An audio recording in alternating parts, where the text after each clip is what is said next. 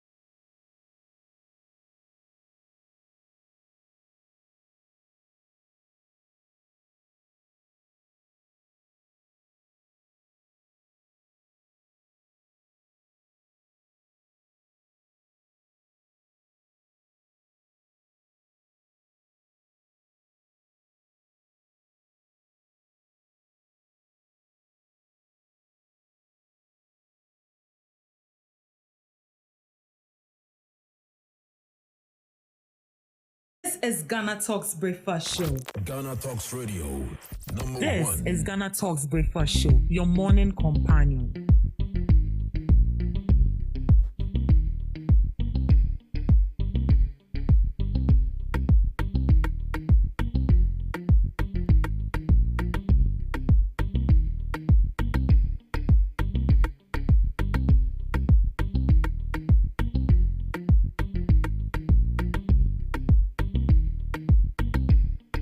This is GhanaTalks Breakfast Show, your morning companion.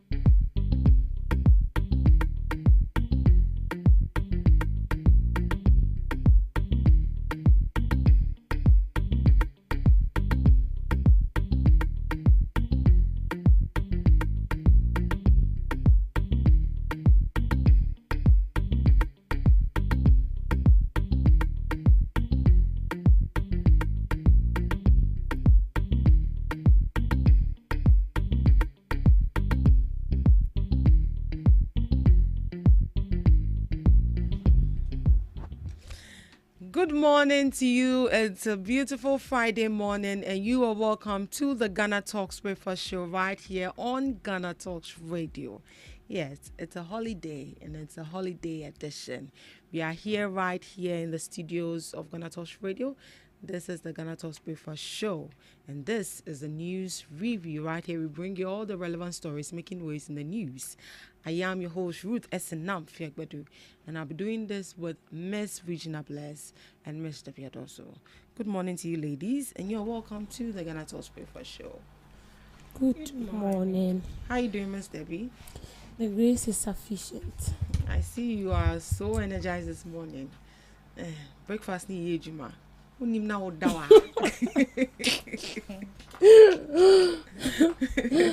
Asemo. Mamaga.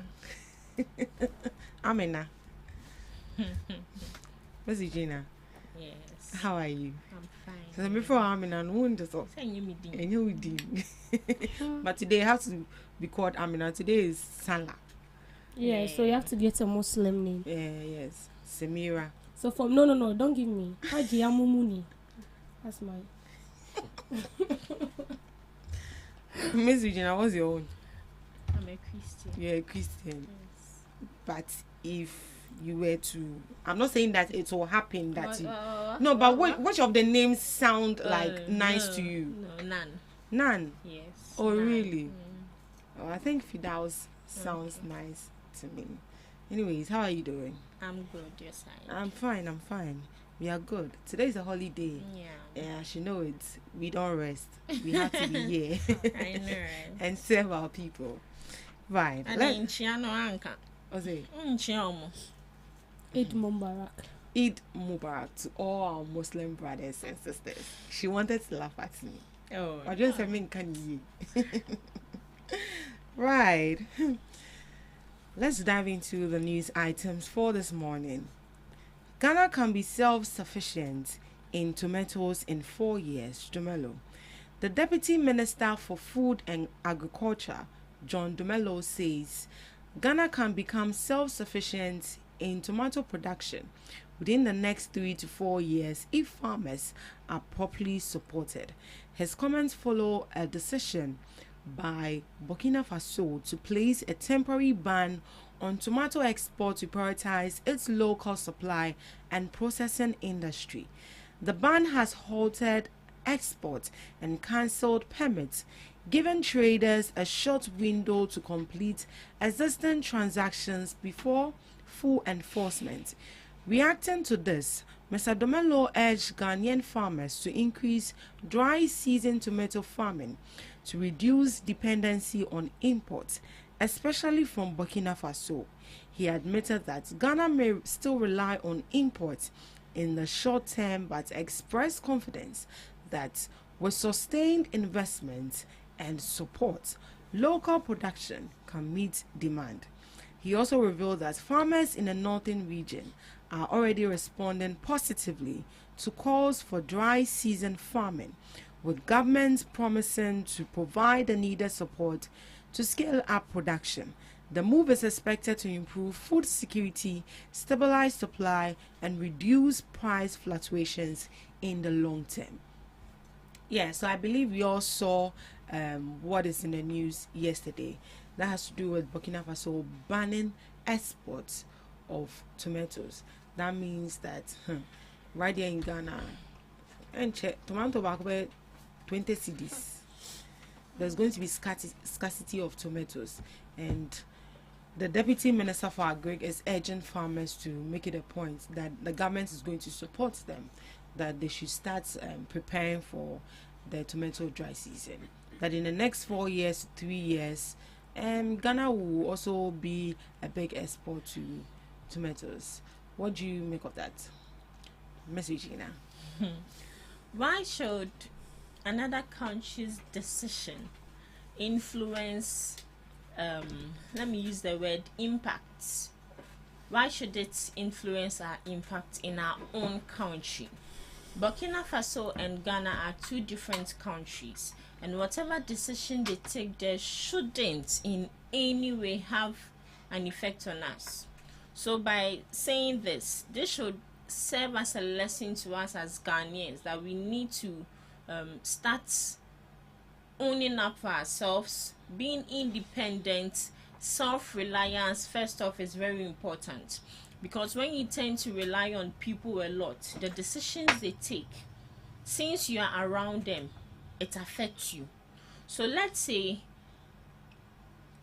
maybe I come to work, I take my salary, I misuse it, then I'm relying on you, Miss SNM, that Anya, when I come, you would give me something to eat. Then let's say this 40 days fasting, you are fasting. Me too, I'm not fasting. Chinchina, I have to fast because I'm relying on you for food. But now you are depriving me of food because of your decisions. So it shouldn't be like that. I should be self-dependent. And that is what Ghanaians we are lacking. Yesterday when I said, I was like, oh, you were enchebia tomatoes never cost you say tomatoes. It got to a point, single tomatoes, small one, 5 cedis. 5 cedis, yes, right here in this country. Hey, they can even give you 3, like 20 cedis, 10 cedis. Why? So as Jean Dumelo is saying, we can establish a tomato no, should I use factory, or our country can be also known for tomato. There's nothing wrong with it. We have the lands. Yesterday we were saying of like we have good lands in Ghana here, because some of the lands can bear pear, but other countries they can't even plant those things. In Ghana here, I've seen instances where some people bring their videos to TikTok, where you see them planting certain things. Ghana, they've created the impression that our temperature. Yes, the temperature in the environment cannot condone such thing. Do you know someone Ujia Apple or Ghana? The backyard. She has a very big backyard, and she almost have everything. Something called sweet something. It's a very tiny fruit. They said when you eat it and you take any bitter thing for 8 hours, whatever you take wouldn't be bitter because of the fruit. The fruit is very sweet. Oh, wow. Now I say, hey, Ghana, grapes, she has it in her backyard. Oh, really? So that should tell us that we can plant certain things in Ghana. Because they made us believe that apple there, we cannot grow apple in this country. Because of the temperature. Because of the temperature, right. So we have to start planting and drying tomatoes. Oh yes. Other than that, we will suffer. This should be a wake-up call to us as a country. Because tomatoes, the everyday use. Salad, tomatoes, ketchup, tomatoes, everything tomatoes. But is it difficult to grow tomatoes? It's not difficult. When the issue of this traders went to Burkina who died, John Dumelo brought up a video where he encouraged some farmers years back to plant tomato. And when that issue came, I don't know if it was an old video, but he went there and spoke to them, and they started cultivating tomatoes. So I think it was within a pace of 1 year they were able to do that. Now the issue is, are Ghanaians willing to do that? Are they ready to go according to the time frame of tomato? If it's 2 years, are they ready to go according to it? Any kind of dangerous chemicals on it to make it ripe early? Because mind you, our health is also a priority. Are they willing to do that? Speaking to some tomato traders, it's not difficult to plant tomatoes right here in our country, but the only problem is irrigation. How to irrigate these farmlands. Because they don't even have the machines. They don't have the machine, they don't have the dam. But the Deputy Minister for Agric has made it known to us that they have seized some pumping machine from the Galamsey side. So they are going to distribute it to these farmers who are ready to plant tomatoes. Because for me, I think tomatoes shouldn't be something that we should rely solely on a particular country to be bringing us tomatoes. Because even sometimes, unknowingly, even if you have the seeds and you pour just the water, even behind your backyard, you unknowingly and unintentionally start growing tomatoes. So if that is the case, why then is it difficult for us as a country to grow tomatoes? Laziness. Miss Debbie. Well, for me, I see it as a wake-up call for Ghana to focus more on our agriculture sector, because our soil is very fertile for growing tomato, especially Upper West, Upper East, Bongahafu regions. Those are the regions that are so into tomatoes. So it should tell you that we can as well grow our tomatoes and also export it to other countries, just the way we export tomato from Burkina Faso. Now, this should tell you, I feel like Ibrahim Traore is sending a message across all Africa. You can do it. He's not doing that just because he wants to do it. I'm sure he wants to tell them something. So long as he has succeeded in doing it, it means other African countries can do same. Oh, yes. So what is preventing them from doing it? Because right now that we are solely relying on Burkina Faso, we spoke to some tomato traders, and they said Burkina Faso, their tomato is so good, it lasts longer than that of Togo. So it should tell you that we rely more on the Burkina tomato than what's the name? The Togo tomato. And I'm sure that you've gone to market when you buy tomato. Sometimes tomato need be a difference, a bit a chair. But we have other ones that all the two are carpet. The names they now that's the Togo tomato. So it should tell you that Burkina Faso have put a lot of work into their production system, and they are so they are attentive to it, because they've realized that is where they get their income from, or they generate revenue from. And listen, Ibrahim Traore came not quite long. He has built a tomato processing factory in Burkina Faso. They now produce their own tomato paste. They export it to other countries. Aside they having a very good tomato, they process it. So we can do it. What is preventing us? The only thing that is preventing us is corruption. Because let's take the Paolugu Dam for instance. Imagine that money that has been pumped into the Paolugu Dam was constructed. These farmers will not have to struggle. We are talking about climate change. Yes, we know there is climate change and all that, but there can also be a twist. You don't do it alone. They go to other countries, they learn. They take the seed. I've said it here that some time ago there were these people that are sold into agriculture, not from Ghana, and then they partner with, I think, the Agric minister, and they went to Tamale and they gave out seed, rice seeds, maize seed, and these seeds are seeds that, according to them, has very good quality and its lifespan, it's quite long. So you mix it with the local one, and then you plant it. So this is what they do. So we can equally do same. I heard someone say that now where Burkina Faso seed in Yakwanyano, you can get it. This is not compulsory for you to go there and be taking tomato no baha, and there is seed in a tomato. So you can equally get that seed, dry it, and then you plant it.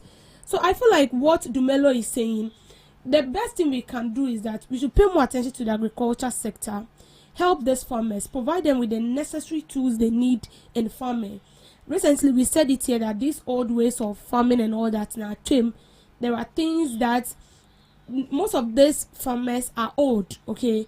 Their age, if you look at their age, and they still solely having time for farming, it should tell you that that kind of energy that they used to have when they were youth is no longer there. So farmers like that, you get them the necessary tools, the necessary equipment that will help them in farming. And it also attracts these young ones into farming.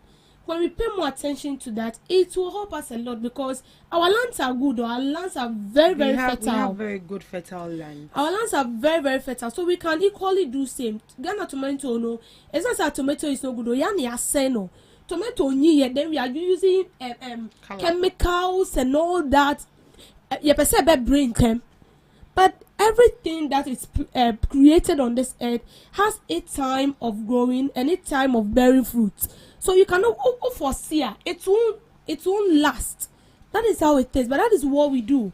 They'll end up mixing things and then adding it to fertilizers just because they want it to look good. And it will look good, but it won't last. So I feel like it's a wake-up call. All African countries should learn from Burkina Faso.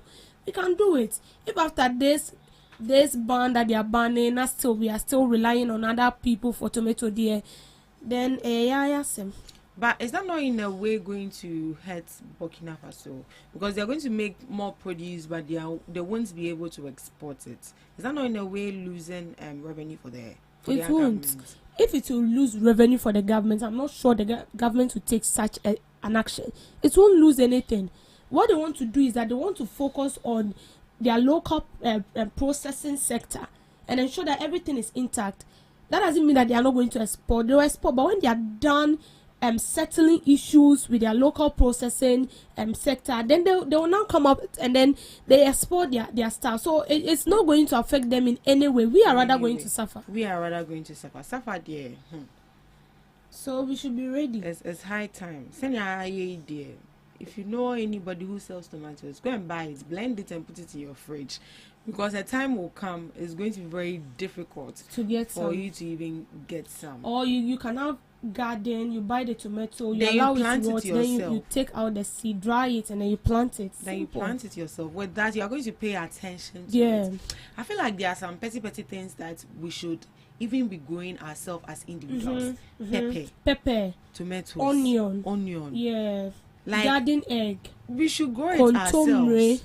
Why do we have to rely on other people to be sending us produce that we actually have good lands that we can plant here and then give to ourselves? And this should be a wake-up call to us as Ghanaians. Moving on. Ghana will not support one-way traffic of extraditing cybercrime suspects to Western countries, Serim Sai. The Deputy Attorney General, Justice Serim Sai, says Ghana will not support any global agreement that allows only the extradition of cybercrime suspects to Western countries without equal cooperation. Speaking at a global fraud summit organized by the United Nations Office on Drugs and Crime and Interpol, he stressed that any international framework must be fair and reciprocal. According to him, Ghana is open to cooperation on fighting cross-border fraud, but such agreements must also allow for the return of corruption suspects and stolen funds to Africa.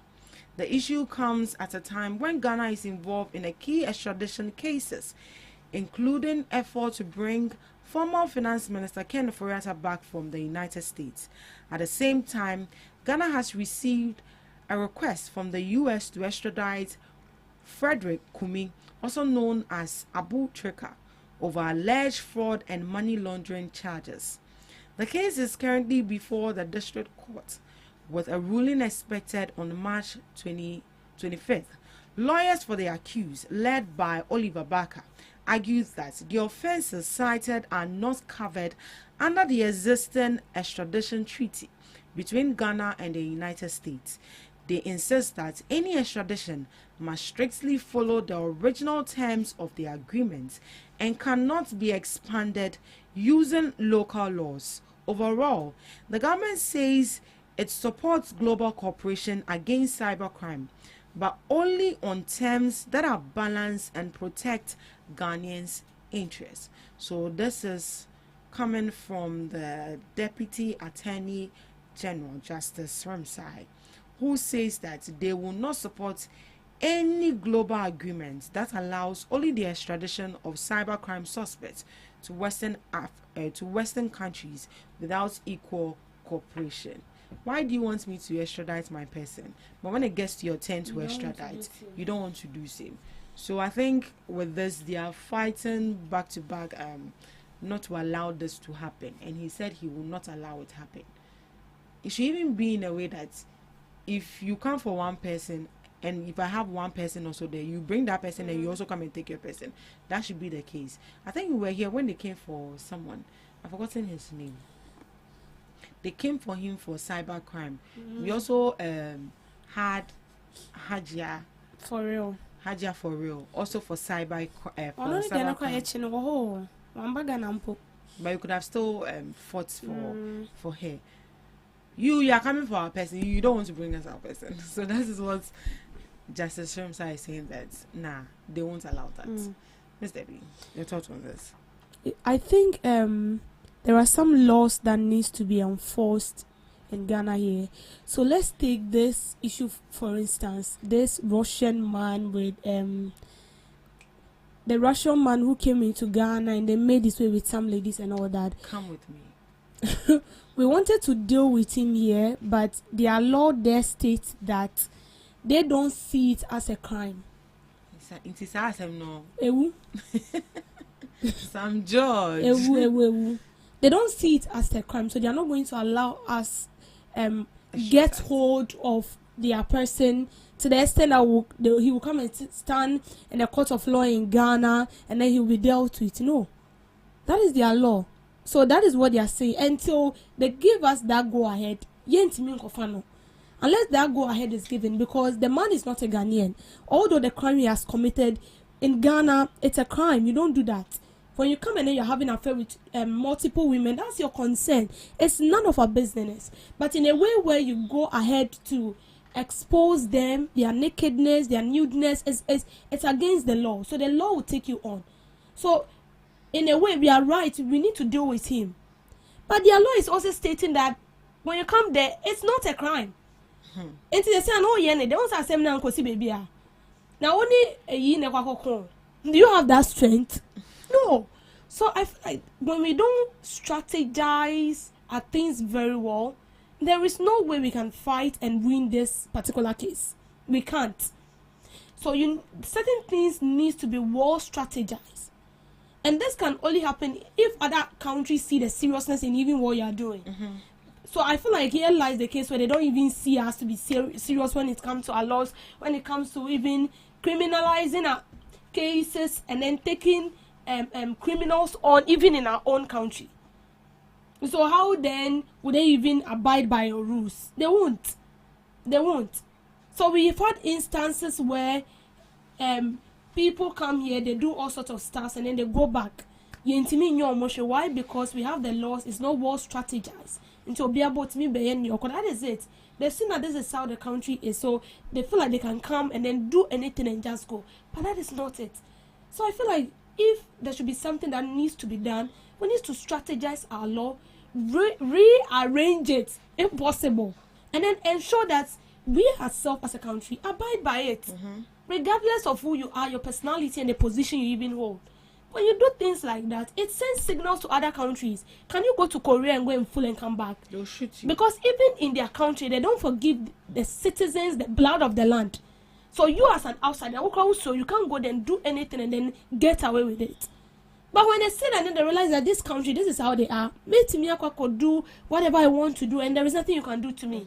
Because the law of my country will showed me. But that is not it.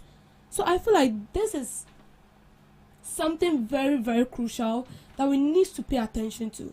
Because tell me why, if it is your semudia, say shabo, then you come. But when it has to do with ours, you don't want to listen. It's like the directive you give us, we should just comply, obey without complaint. No, it's not done that way.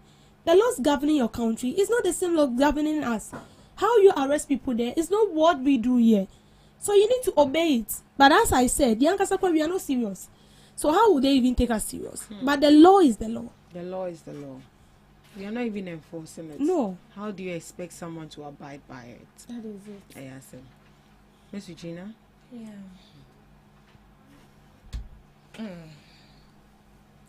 So God. Why are you laughing like that? what has God done to you? Let's go, right? She knows. So I'm very happy. It looks like Ghanaians or Ghana as a country is starting to have sense. I would say, excuse me to say, first we were lacking it. And this white people colonizing us, and I say, and we feel like these people have so much power over us that we can't retaliate. But one thing I realized that we started having since when President John Dramani Mahama, I don't know if it's during the UN session, he gave it to them boot for boot through his submission. Yeah. And I was like, yeah, this is a very good submission. It is high time these people know that we also have a mind of our own and not being influenced by their action or influenced by the fact that probably they have money than us or they are more developed than us.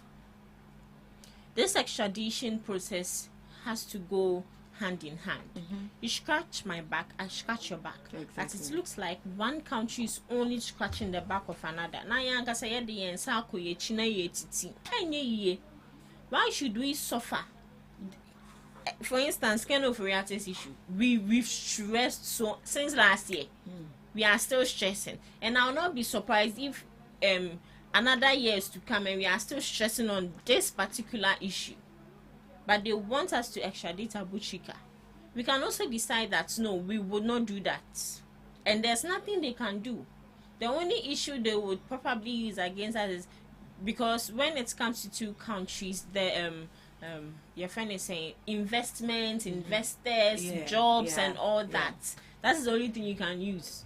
Say you would deprive Ghana of all these benefits. But let's be serious as a country and stand our grounds and make sure that we take decisions that would favor the country and not other countries. If they are not ready to extradite anyone or extradite anyone into our own country, then they should also be ready that we are not bringing anyone on board. So nipa no say we di bonyo ntwen dan nipa ni beba krom ho na mache no. I learned how for that was how it was done. Or much no ho. So for that it didn't need any case where she was in Ghana, you had to bring her blah blah blah. So we beg, if they really want things to go on smoothly between two countries and not have problems, then they need to make sure that they adhere to whatever course we are also calling them for. This shouldn't be an issue where they'll bring statements, and come and tell us that it is politically motivated. Abu Chika is not politically motivated. I'm not sure he even knows any political party. Right, let's proceed. Scrap the retirement on salary compensation practices in public sector. Professor Prempe, the executive director of the Ghana Center for Democratic Development, Kwesi Prempe, is calling for the abolition of the retirement on salary compensation practice in Ghana's public sector. According to him, the system where some retired public officials continue to receive salaries is unsustainable and uncommon globally. His comments followed disclosures by the Finance Minister Kessel Atoforsen, who revealed that Ghana spends 44% of its total tax revenue on public sector wages in 2025, far above the ECOWAS recommended threshold of 35%. Out of 183 billion Ghana cedis in tax revenue, about 122.1 billion Ghana cedis went into statutory payments and debt servicing, leaving 61.9 billion Ghana cedis. However, the wage bill alone stood at 78.9 billion Ghana cedis, forcing government to borrow about 17 billion Ghana cedis just to pay salaries. Dr. Forsen warned that the growing wage bill is putting pressure on government finances and limiting investments in key sectors like education, healthcare, and infrastructure. While he acknowledged that workers must be paid fairly, he stressed that the current system poses a serious risk to Ghana's economic stability and long-term development. And so in short, what is this man saying? That they should stop paying those on retirement after they are done working. After they are then done they shouldn't be working. taking any taxes from their money too. Oh, And it's simple. go on. Immediately you start working as a public sector. It's different from private. Private, you have to save your own money. No one will come and tell you anything. But in the public sector, it's different. If you start maybe working for the government at the age of say 20 or 24 years, from that 24 years till you retire maybe at the age of 50 years, the government picks something out, and in their term they are saving that for your old age. So they pick out before the money drops into your account. They've already taken what they want to take. So when you go, it reflects. maybe every month you are being paid like 4,000. This is what the government has taken out, and they'll tell you what it will be used for. So imagine the government is taking, say, maybe I'm just giving an estimate, or maybe 1,000 cedis or 500 from your salary every month. So 50 good years. That is huge, oh. So why then are you telling me that the government should not give me my money? And even that money we are talking about, how many of these retirees get their money after they have rendered their service to the country or to the government? Sometimes they have to be working. Some people even die out of frustration because they don't get their money. They don't get it. And we all know that at old age, you are not strong enough. So you need supportive hands. You need supportive hands.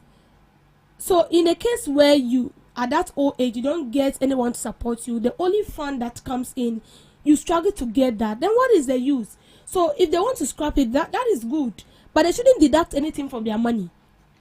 They should give them just like the way the private sector does it. So they should save their own money. They should save their own money. Simple. I think once you enroll into the government sector also as a worker, I think Senate also takes something from there. Senate is, you kind of say, it's with the government, right? Yeah, so that is what they do. So automatically when they take their taxes and Senate also takes their own, they save that with Senate. Is it that the taxes don't meet to the salary that they are giving to them when they're on retirement, or what? Is that why they want to scrap it off? Yes, that is it. That is it. That is the truth. Then they should stop taking the taxes as you that is the truth, because as I said, you are being paid like 4,000 every month, and then you know that at the end of the month, maybe they take out like 500 or 1,000 cedis, and they are saying that they are saving that for your old age. And then 1,000 cedis every month for 50 years or 60 years. That is huge sum of money. So why is it that after I'm done servicing, give me my money so I be done here? And you see, that was the main reason why this thing sort of became an issue some time ago. Where people were complaining. Because it is my money. Why should I come and beg you for my money again? And sometimes people want to answer. And as I said, a lot of oldies die out of frustration because they don't get their money. They will just be tossing you here and there. It comes in a bit. They'll give you maybe 1,000. Only will seek out there. They are now detecting to you how much they will give you every month. They don't just give you all the money, but sometimes they give it to you, boom. They'll give you everything to you. But sometimes they'll give you in bits. So if that is the case and they want to scrap it, for me personally, they should scrap it, pay the money, then you yourself save for your future. If you don't save, that's a chewa. That is your own cup of tea without sugar. Because Dr. Kesolato Forsen revealed that Ghana spends 44% of its total tax revenue on public sector wages in 2025. Far above the ECOWAS recommended threshold of 35%, meaning that we've gone overboard as a country. Some people have retired, some people are dead, but they are still taking salaries on their behalf, assuming that they have retired, which is so bad. So if the tax they are taking is not meeting to the salaries that they are supposed to be paying these people when they go on retirement, then they should stop taking the taxes. A lot needs to be done with this whole thing. Yeah. Miss Gina, what do you think? Do you agree with Miss Debbie? So, per my research, when we are talking about retirement on salary compensation, that is what is in there. Okay. And so I did a research, and from what they are giving me, pension is different from retirement on salary compensation. So when we are looking at the pension, it is calculated based on years of service plus contributions. For that, they will not give you the total amount of what you were receiving. But when we look at the retirement on salary compensation, you continue to receive your full or close to. So let's say if you are receiving 10,000 Ghana cedis, you would receive close to that 10,000 plus benefits whilst you're in the house. But so you get it. So pension in there is different. Just a pension pom by. Now, retirement on salary compensation, and also shall say that being. This is my first time hearing. So Debbie, you've heard this before. No, I only know of pension. I only know of pension. So right now you are not working. It's food, they are not doing it. So it means it's not in a oba. Per what Kaiser is saying, it means they do it. They even borrow to pay those people. So if I'm taking 1,000 cedis, you mean that I'll be taking 900 cedis plus benefits, allowance. So what's the sense in it? Then somebody is in the office cracking their back and the person is taking a peanut. I don't understand. You've stopped the work, you've retired. You are taking pension. So as she said, brofu kakraka beni. Retirement on salary compensation. Aware? Ghana for you. So when did it start? Does it mean it started during 8 years ago or it was already there? Well, they made payments in 2025, so I believe it has been in existence for quite some time now. So if the person is taking 20,000, you pay the person close to that amount. That is what it's supposed to be, but they don't get it. And it's even wrong. And it's wrong because they don't even get it. That's another let me thing. say it's causing financial loss to the state in a way. Because it looks as if, with what you just read, it's like the government will pay you and still give you an interest. Yes. Which is not supposed to be so. So if whatever we are taking out from your money, deducting from your money, at the end of your service, that should be exactly what you should be given. But this one, they give you and they still give you like 50% of that as an interest. And look at the number of people that we have working in the public sector. And the government will need to sort all these people out. Because don't forget that day in, day out, people are retiring. We have new people being employed. People are going out. People are being employed because a lot of people are graduating and all stuff. So just imagine the total number of people who have retired and the government needs to pay them with an interest. That is huge. So simple. It's either they scrub the interest they are talking about and pay them whatever is due the person, or they scrub it totally and then you have to take your money and you look for a trusted company where you can save your money and you are sure that at the time where you need it the most, you get your money.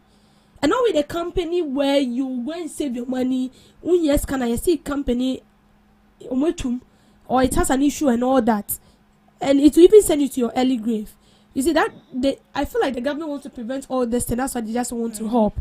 But in simple terms, I feel like they should be giving their money, save out of it yourself. That would be the best. But a bad thing, so because a right. Well, CDD is calling for it to be taken off because it looks like we're going to borrow to settle these people there. It's a huge red flag for us as a country that we need to look at. Thank you so much for joining us on the news review. Up next, we have Today in History with Miss Regina Bless.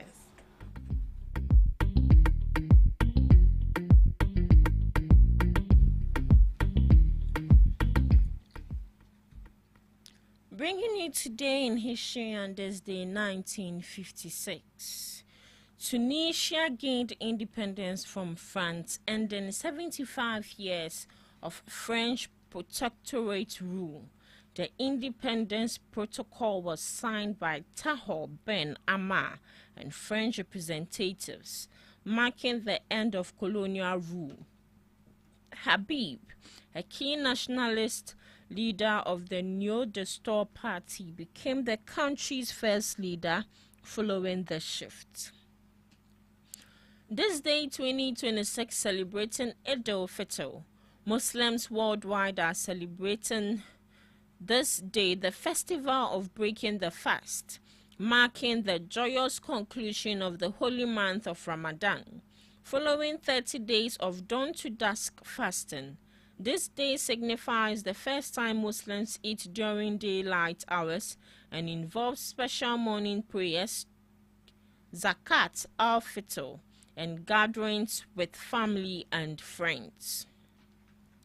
To some few global observances, Kiss Your Fiancé Day. To honor engaged couples, offering a moment to pause wedding planning and focus on affection, held on the same day as National Proposal Day. This observance encourages couples to share a kiss and strengthen intimacy before walking down the aisle. It is also Proposal Day. It is dedicated for couples to get engaged or for singles to propose marriage. It highlights the start of the wedding season, often celebrated with romantic gestures and promotions.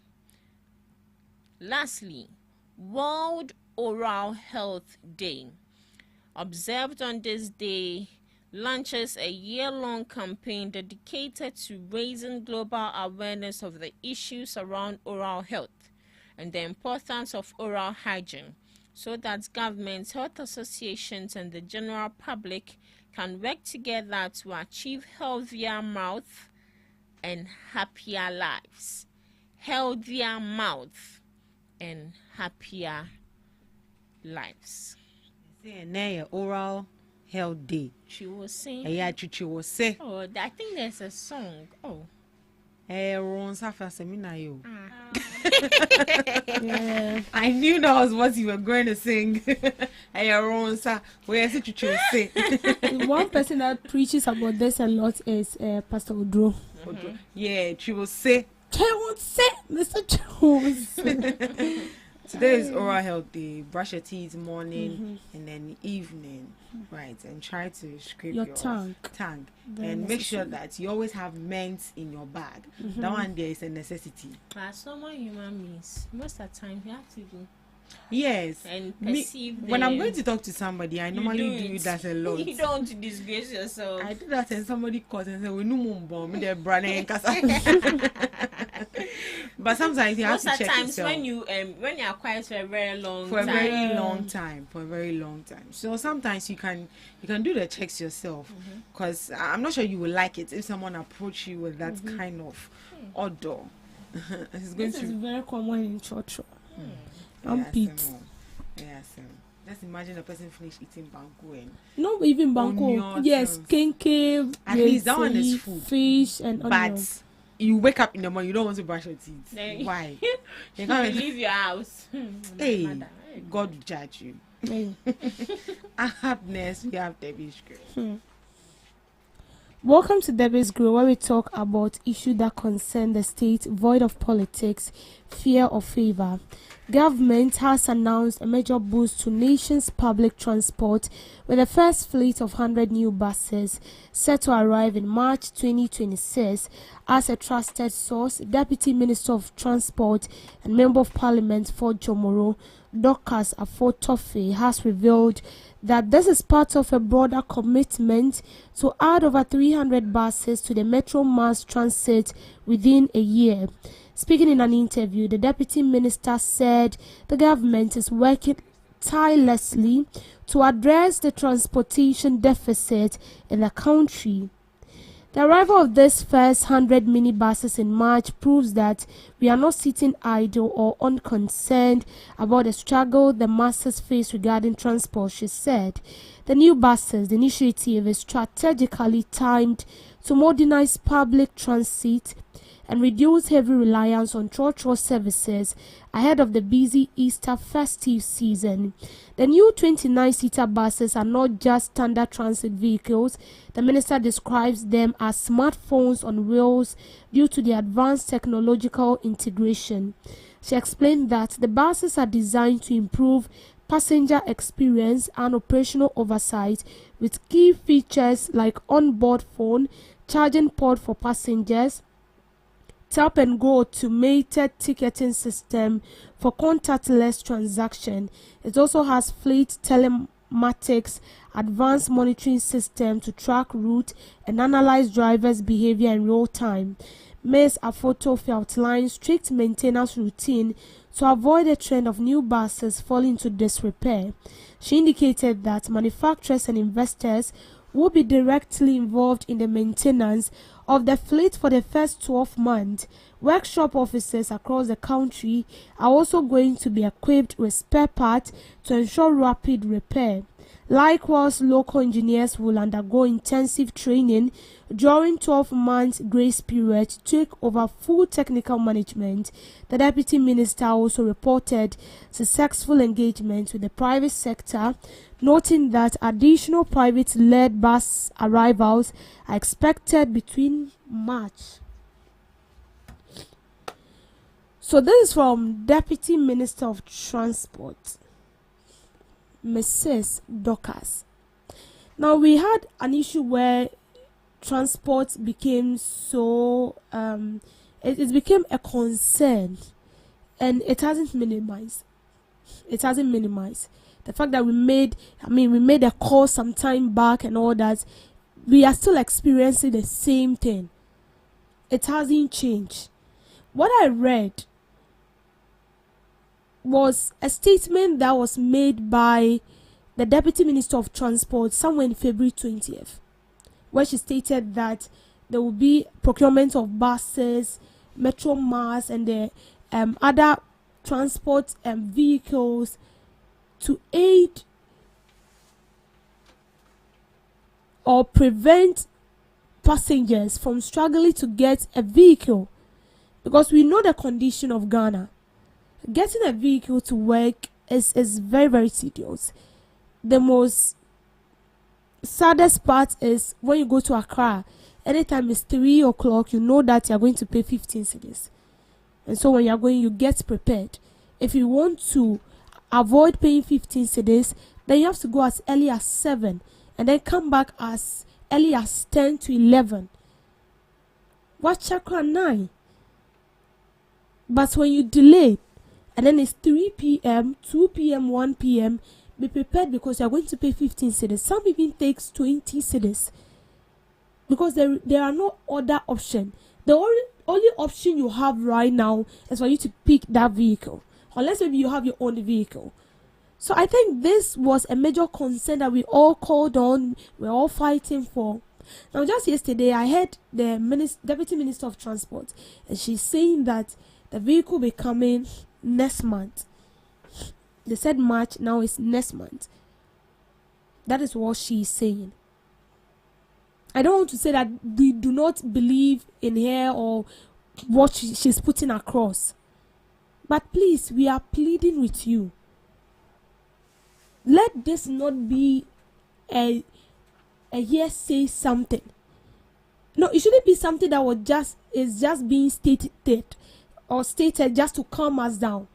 But we are hoping that by the end of April, because she stated that by the end of April, 100 buses will be imported into this country. Then from August to next year, middle next year, the rest of the buses will come. In all, we are supposed to receive 300 buses. But those 300 buses are not going to come in full. We will take them in bits. So the first batch, we will get the 100 buses. The next batch, which is the second batch, we will get another 100 buses. Then the last batch will be the batch where we will get the other 100, totaling it to be 300 buses. That is what she said. And we hope that this wouldn't be something that we've heard and we will not see it manifest. Because the citizens out there are struggling. The fact that a lot of media houses are not talking about it doesn't mean that we are quiet. It doesn't mean that this issue has minimized. People still struggle to get vehicle. I won't even go far. Go to Malam Junction.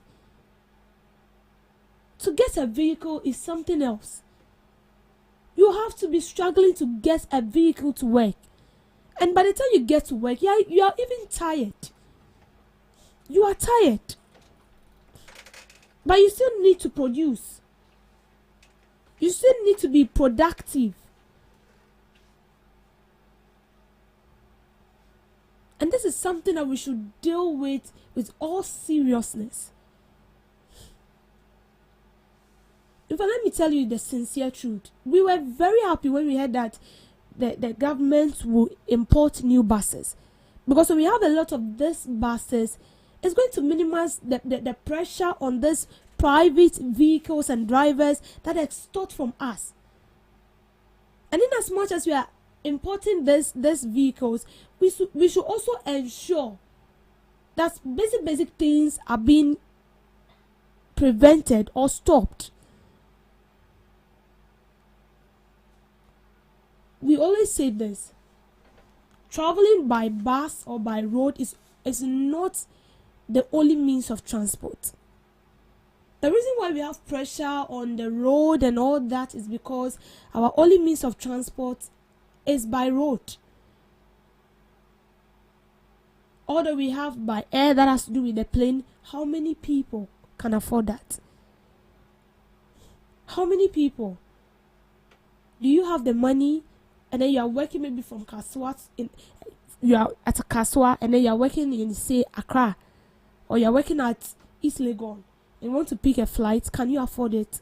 No. And so everybody want to go by road.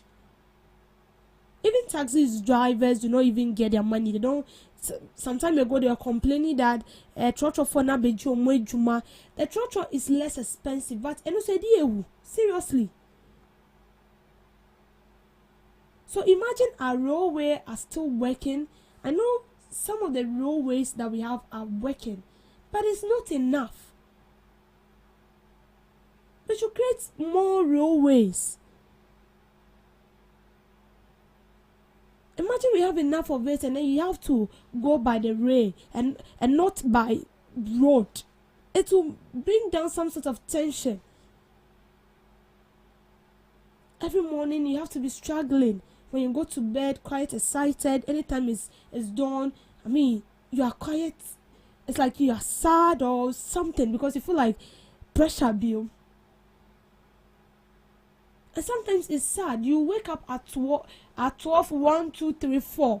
You get to the roadside and all the buses, the vehicles that are bypassing you, they are full. So sometimes I wonder, which time do people wake up? Because when you don't wake up early,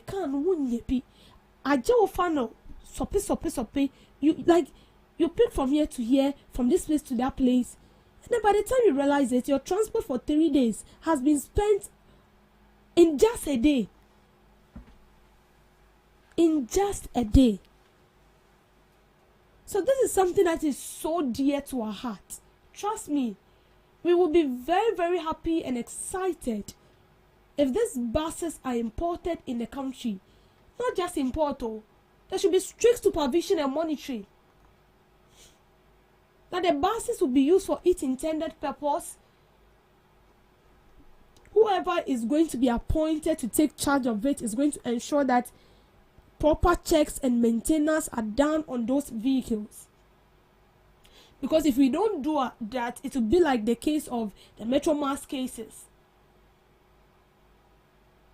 When Metro Mass came, it helped. But now when you even go to the station, you just go to Circle, you see a lot of Metro Mass buses that have been parked and you may be asset. And you see there are vehicles, every vehicle, and then shall I say the road it's supposed to ply. There are vehicles that are specifically designed for good roads. Some vehicles do not want potholes blind, but when you come here, that is how it is. And so most of those vehicles do not last. Because one, our roads are also not well constructed. We have a lot of potholes on our roads, and that is why these private vehicles are able to stand that particular, let me put it in this way, heat. Not per se heat, but they stand it because the way those vehicles are designed, they are very strong. And so it's still in good shape and it's working. But we have vehicles that are designed for good roads.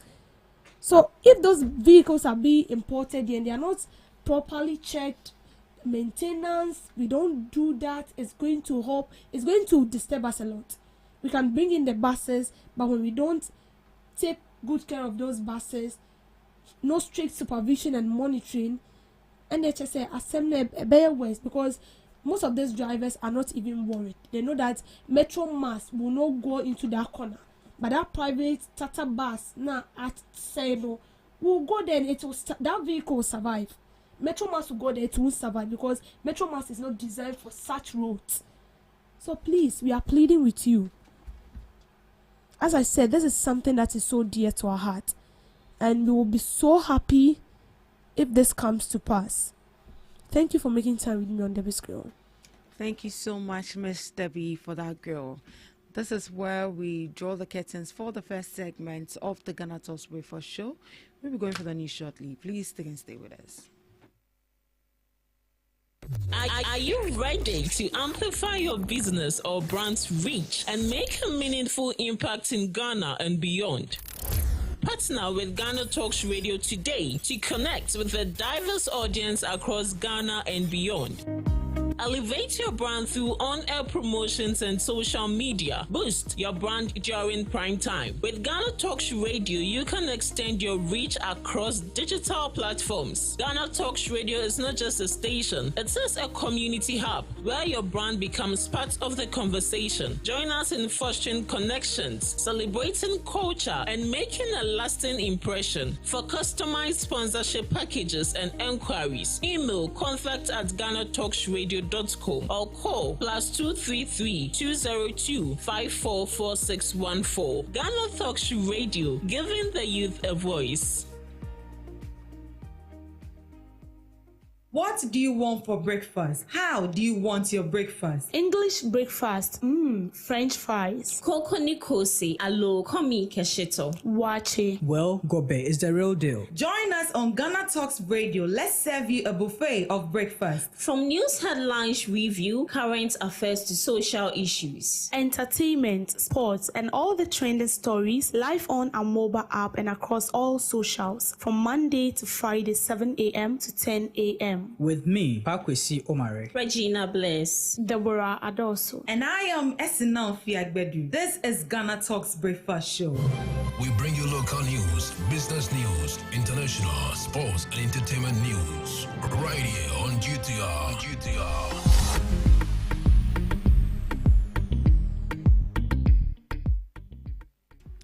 Hello, good morning, and welcome to the morning news update on Ghana Talks Radio.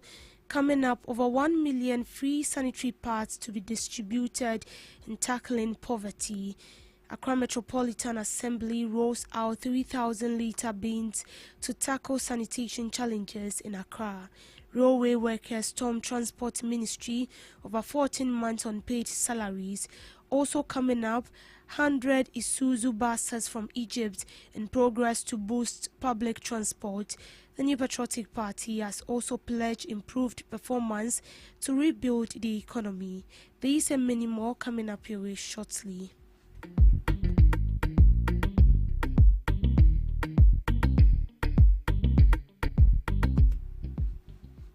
The Office of the Vice President, in collaboration with Softcare, is set to distribute over 1 million free sanitary pads to vulnerable institutions across the country. This initiative aims to improve menstrual hygiene and tackle period poverty in special schools, Islamic basic schools, and female correctional facilities. The distribution is part of government's broader effort to address menstrual health challenges and promote girl education.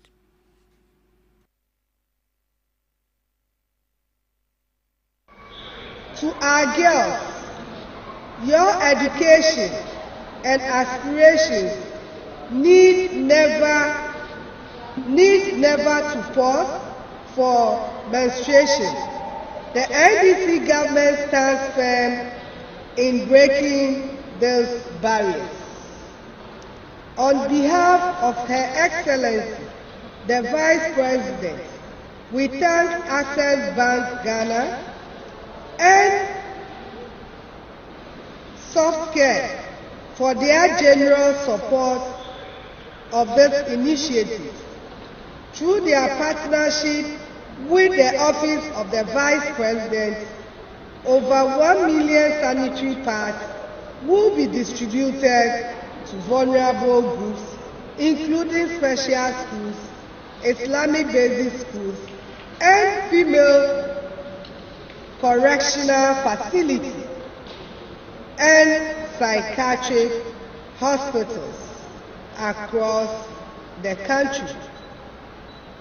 On this note, Her Excellency, the Vice President of the Republic of Ghana, want to wish you well in your education. She said, I should let you know that never hesitate the management of this school to let us know of any challenges we are facing, and so that together we can see how best we can help them. The Accra Metropolitan Assembly has taken a significant step to improve sanitation in the city by installing 3,000 public litter bins across the metropolis.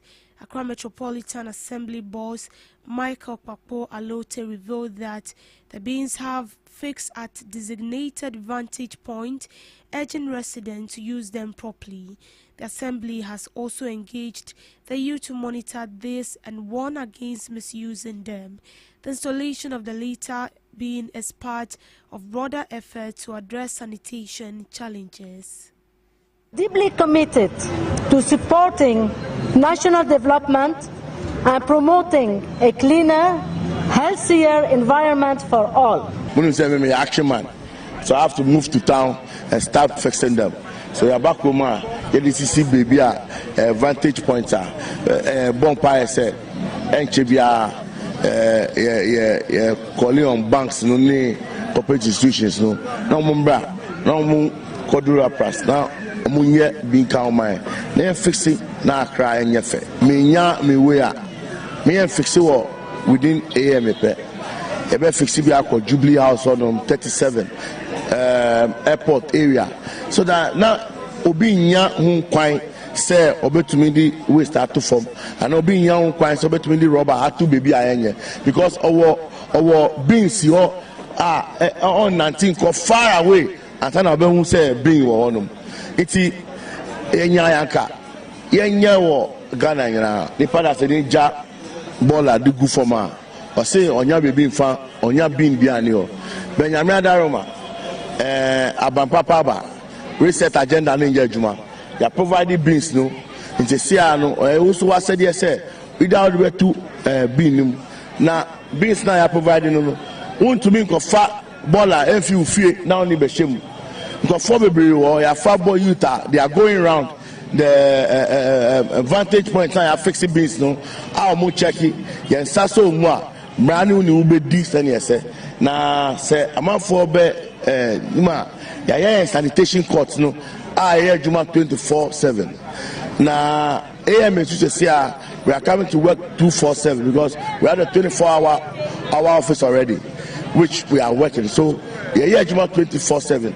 If a youth, we so best activity, a Juma more ama youth no. If a youth, I'm going around that. If I fix it, beans no, they will clear it out. I'll be most around. I'm going for so loss no. Railway workers has taken drastic measures to demand payment of their 14-month salary arrears. Dressed in red, they carried placards with messages to the government. The workers, represented by the Railway Workers Union, submitted a petition to the government calling for a prompt response to their grievances. According to the General Secretary of the union, the prolonged delay is severely affecting workers' lives and families. But say there's problem in the house. They keep on lying to us. That's the reason why we crowded here. No more postponed. The thing is on pending. The thing is on pending. The thing is on pending. Now we are tired of it. Since you are young, you know what I am now.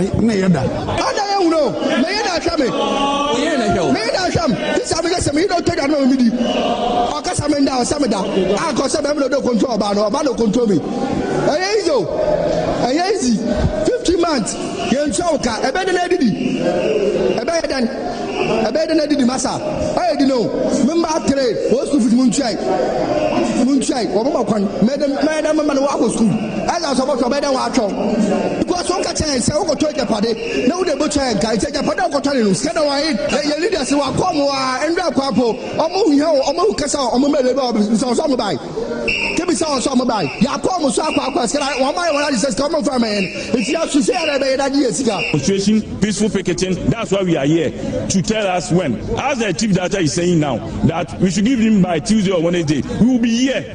So we see the check. By the end of next week, we do believe we'll receive some kind of response from the Ministry of Finance. And it will be based on that we can determine that by this date or next date, you will be paid. After all, we were at the Labour Commission yesterday, and you heard them. You heard our responses to your issues you raised.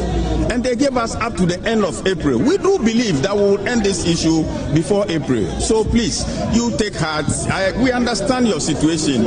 As with government things, you don't just go and take the money. There is a process to take the money to pay you. And so that process has begun. I have spoken to your secretary. We have showed all the letters that we have issued to the Ministry of Finance. As of yesterday, we heard that maybe this week, maybe next week, we would receive something from Ministry of Finance. It's until we receive that, the Ministry of Transport does not have that money sitting with us here to pay you. Ghana is set to receive 100 new buses from Egypt as part of a larger plan to modernize public transport system. Deputy Minister of Transport, Dr. Safo Tofe, revealed this at the Assurance Committee. According to her, Metro Mass Transit is also targeting a fleet of 1,000 buses by the end of this year. The buses are equipped with advanced features, automated ticket system, and tracking passengers' information. Mr. Chair, Metro Mass has engaged various suppliers for the delivery of these buses. The first one is the Isuzu company in Egypt. President spoke about it on the State of the Nation address. Currently, as we speak, 100 buses are on its way, which will be in the country by the first week of April, or in April, let me put it that way. And thereafter, another 100 and another 100 for it's 300 buses that will be coming from Egypt. Besides that, we also have Dongfeng buses that will be coming as well. So the plan is to have a total of 1,000 buses by the end of this year or the first quarter of next year.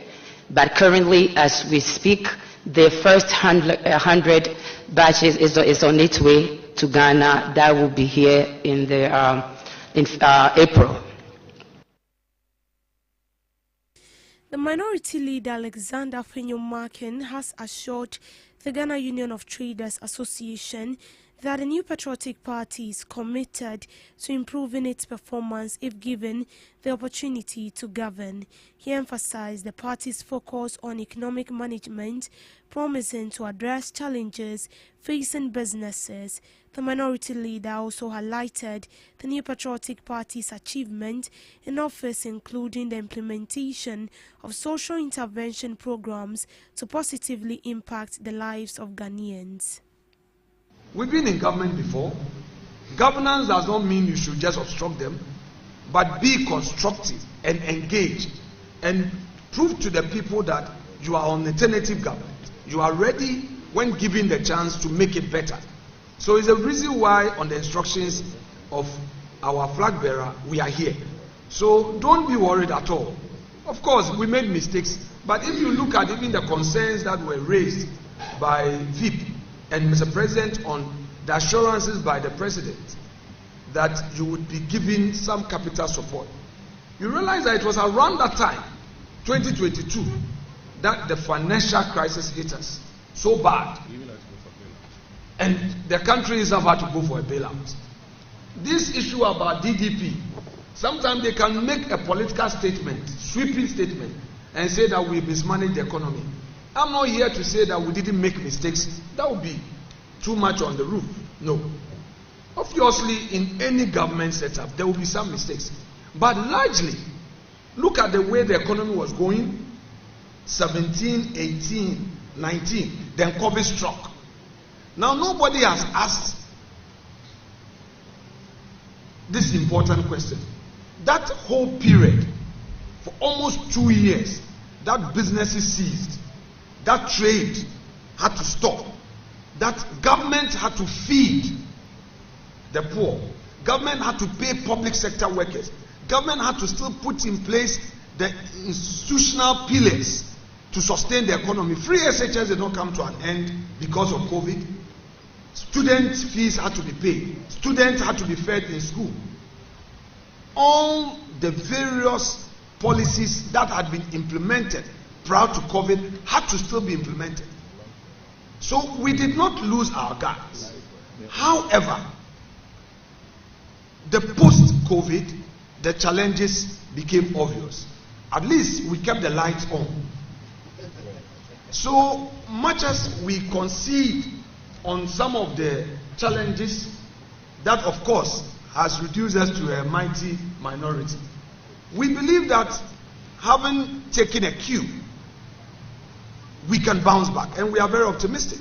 So it is true that some mistakes in the past, but don't give up hope on us. We will do the do for you. We will not just be talking. And let's continue the engagement, have a framework to be meeting regularly, and test us. I'm sure you will not. In business, Ghana has recorded a total of 2,644,358 businesses, according to the latest Integrated Business Establishment Survey released by the Ghana Statistical Service, offering a detailed picture of the country's enterprise. The data reveals that 1.87 million businesses, amounting to 70.6%, operate from fixed structures, while 693,748 businesses operate in open spaces and 82,920 are mobile, highlighting the scale and significance of non-traditional business operations in the economy.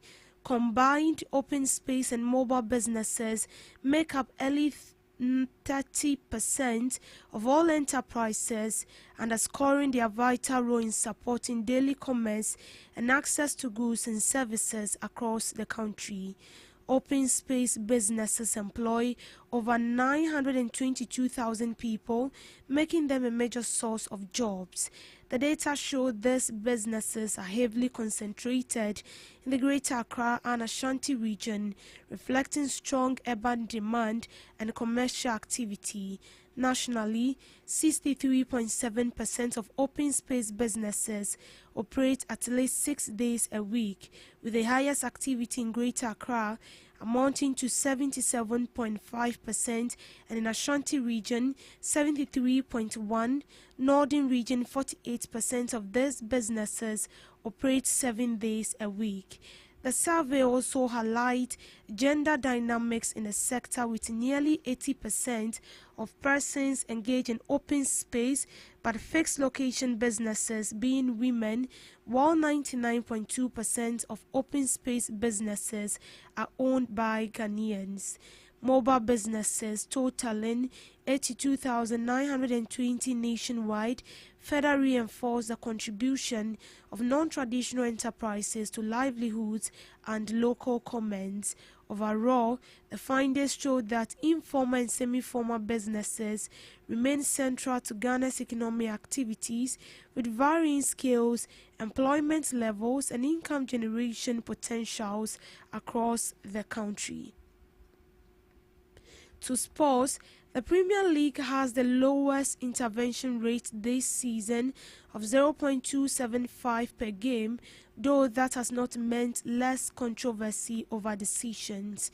Figures released last month showed that Bundesliga and La Liga come next at 0.38 intervention per game, with a Serie A at 0.44 and League One at 0.47. In the Champions League, interventions rate of 0.45 per game. Rossetti also wants all leagues to speak only one technical language after controversy over the inconsistent application of laws such as handball. It is hoped that the meeting could lead to a more universal approach to the laws and how the VAR is being used in football. In showbiz, Sheila Ado Ministries is set to host My Pure Worship Concert 26, a night of worship and spiritual revival. A renowned gospel minister, songwriter and actor has been leading worship experiences and inspiring audience with her music.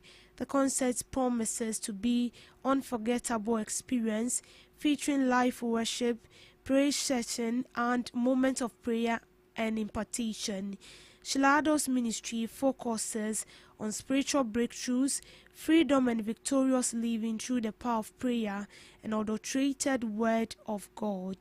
On some global update, the Force Commander of the United Nations Interim Force in Lebanon, Major General Adeodato, has paid a solidarity visit to the Ghanaian battalion headquarters following the recent missile attack on the camp.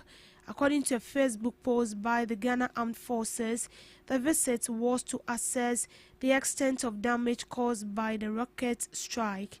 During the visit, Major General commended the Ghanaian troops for their professionalism, discipline and resilience under extreme conditions. He also assured them of the nation's continued commitment to ensuring the safety and security of all peacekeepers operating in the area. The commanding officer, Lieutenant Colonel Evans Yaumensa, expressed appreciation for the visit, noting it had significantly boosted the morale of the troops following the incident. The attack, which occurred on Friday, March 6th, left 4 Ghanaian peacekeepers with varying degrees of injuries and caused damage to several accommodation facilities within the camp. The Gambat personnel, however, mounted a swift emergency response. The incident comes amid renewed cross-border hostilities in southern Lebanon, where the armed group has been exchanging fire with the Israel Defense Forces following heightened tensions in the region. Meanwhile, one of the soldiers, Lance Corporal Albert, who was critically injured, has successfully undergone surgery and is responding to treatment. And that's it on the morning news update. Do want to log on to all streaming platforms for more news stories. I am Deborah Adoso. Good morning.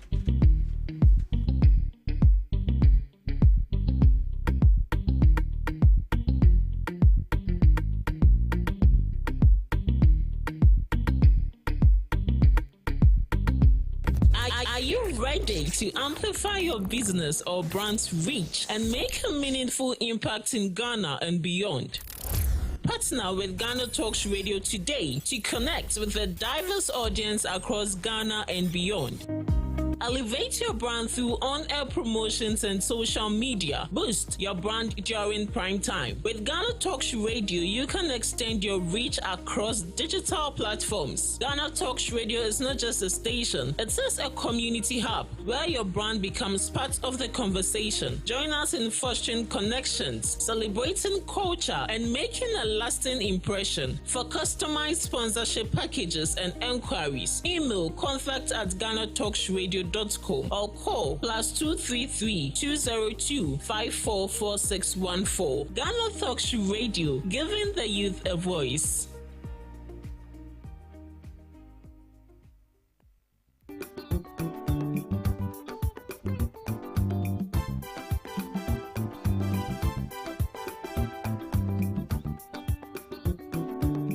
GhanaTalks Radio wo UK abrochimemu era from Ghana mu ha the sound system which spinning machine papa every amana ne aba begu oman Ghana mu ha enti se we ye aye we ye engagement we ye wedding we ye birthday party political parties are mo ye rally se mo ye asori mo ye crusade so we bo carnival or any kind of event now we pe spinning machine papa a boa sound no mu de dia enya me kanfo GTR sounds de emawo ya wa live band nso a woto nsa de frenya ye betimi ababeboa ama wudwumedi a wudie nso atimi aye kama pa Yawo Enkan Pupuni Montemo, Anya, Aponchi Hotel, a Hope Pepe, and a Yebutu, Odian said Obefre and Pennyfo, was 0546 960510. GTR Sounds, a more de Angaza.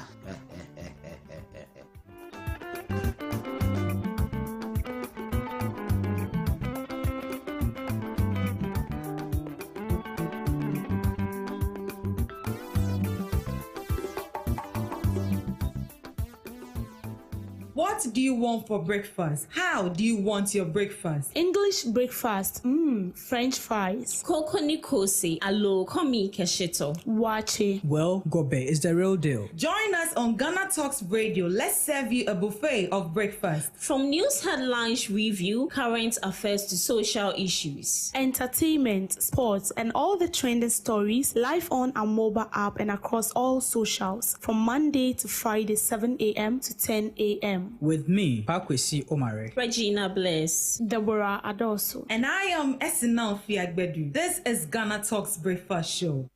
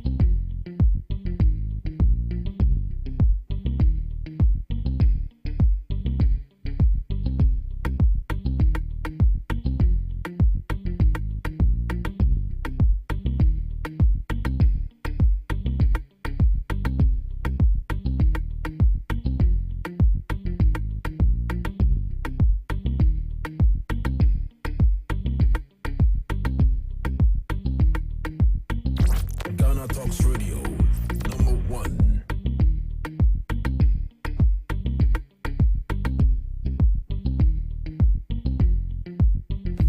Are you ready to amplify your business or brand's reach and make a meaningful impact in Ghana and beyond? Partner with GhanaTalks Radio today to connect with a diverse audience across Ghana and beyond. Elevate your brand through on-air promotions and social media. Boost your brand during prime time. With GhanaTalks Radio, you can extend your reach across digital platforms. GhanaTalks Radio is not just a station, it is a community hub where your brand becomes part of the conversation. Join us in fostering connections, celebrating culture, and making a lasting impression. For customized sponsorship packages and enquiries, email contact@GhanaTalksRadio.com or call +233 202 544614. GhanaTalks Radio, giving the youth a voice. What do you want for breakfast? How do you want your breakfast? English breakfast, French fries. Koko Nikosi, alo komi kesheto. Wache. Well, Gobe is the real deal. Join us on Ghana Talks Radio. Let's serve you a buffet of breakfast. From news headlines review, current affairs to social issues. Entertainment, sports, and all the trending stories live on our mobile app and across all socials from Monday to Friday, 7 a.m. to 10 a.m. With me, Pakwesi Omare. Regina Bless. Deborah Adoso. And I am Esinal Fiagbedu. This is Ghana Talks Breakfast Show.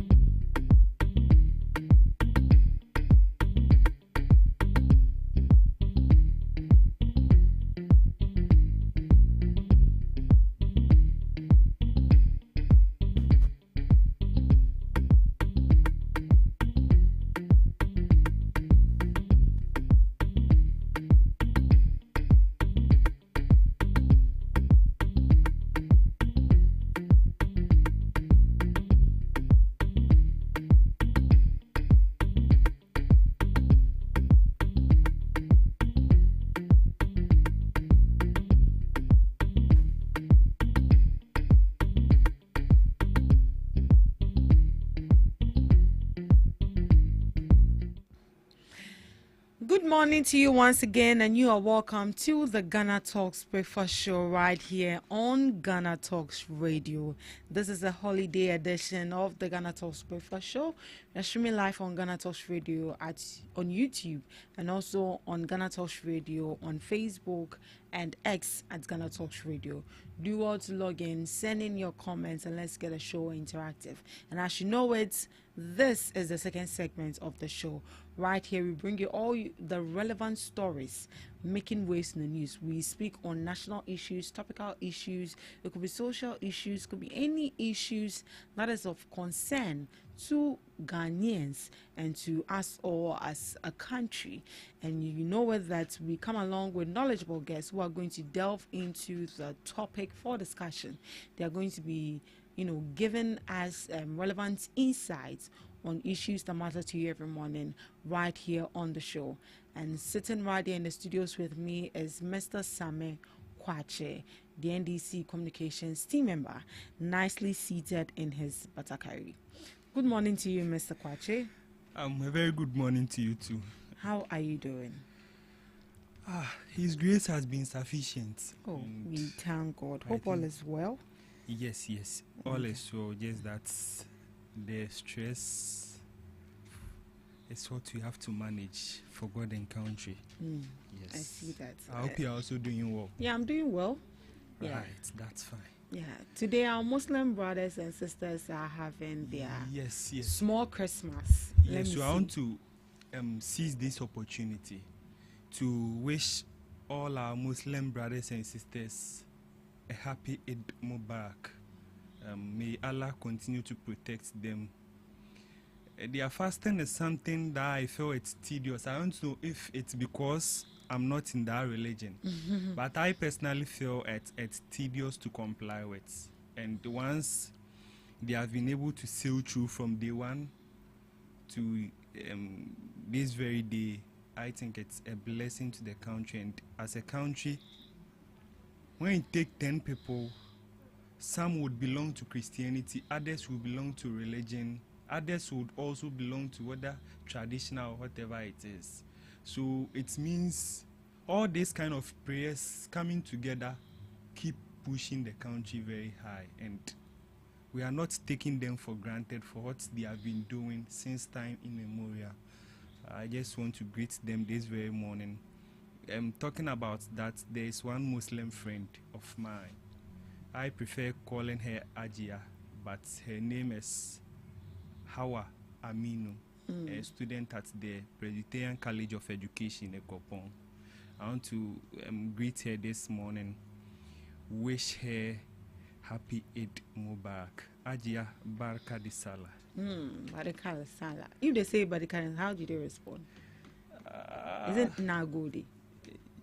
Yes, they have a certain response. But They have a particular response. Yes, I would. Because I know Nagode is thank you. Yes. So it's like wishing you Merry Christmas, then you say thank you. Yes, but they have a certain term in Muslim. In Muslim that that, yeah. to, I'll find out. Yes, I'll find out. Sure. Yeah, it's good to learn. It's good to learn. Yes. If you don't know it, you inquire. They teach you. I usually want to be dynamic. I want to be diverse. Oh, yes, also. yes. Always I want to learn whenever I come across people who know certain things that I don't know.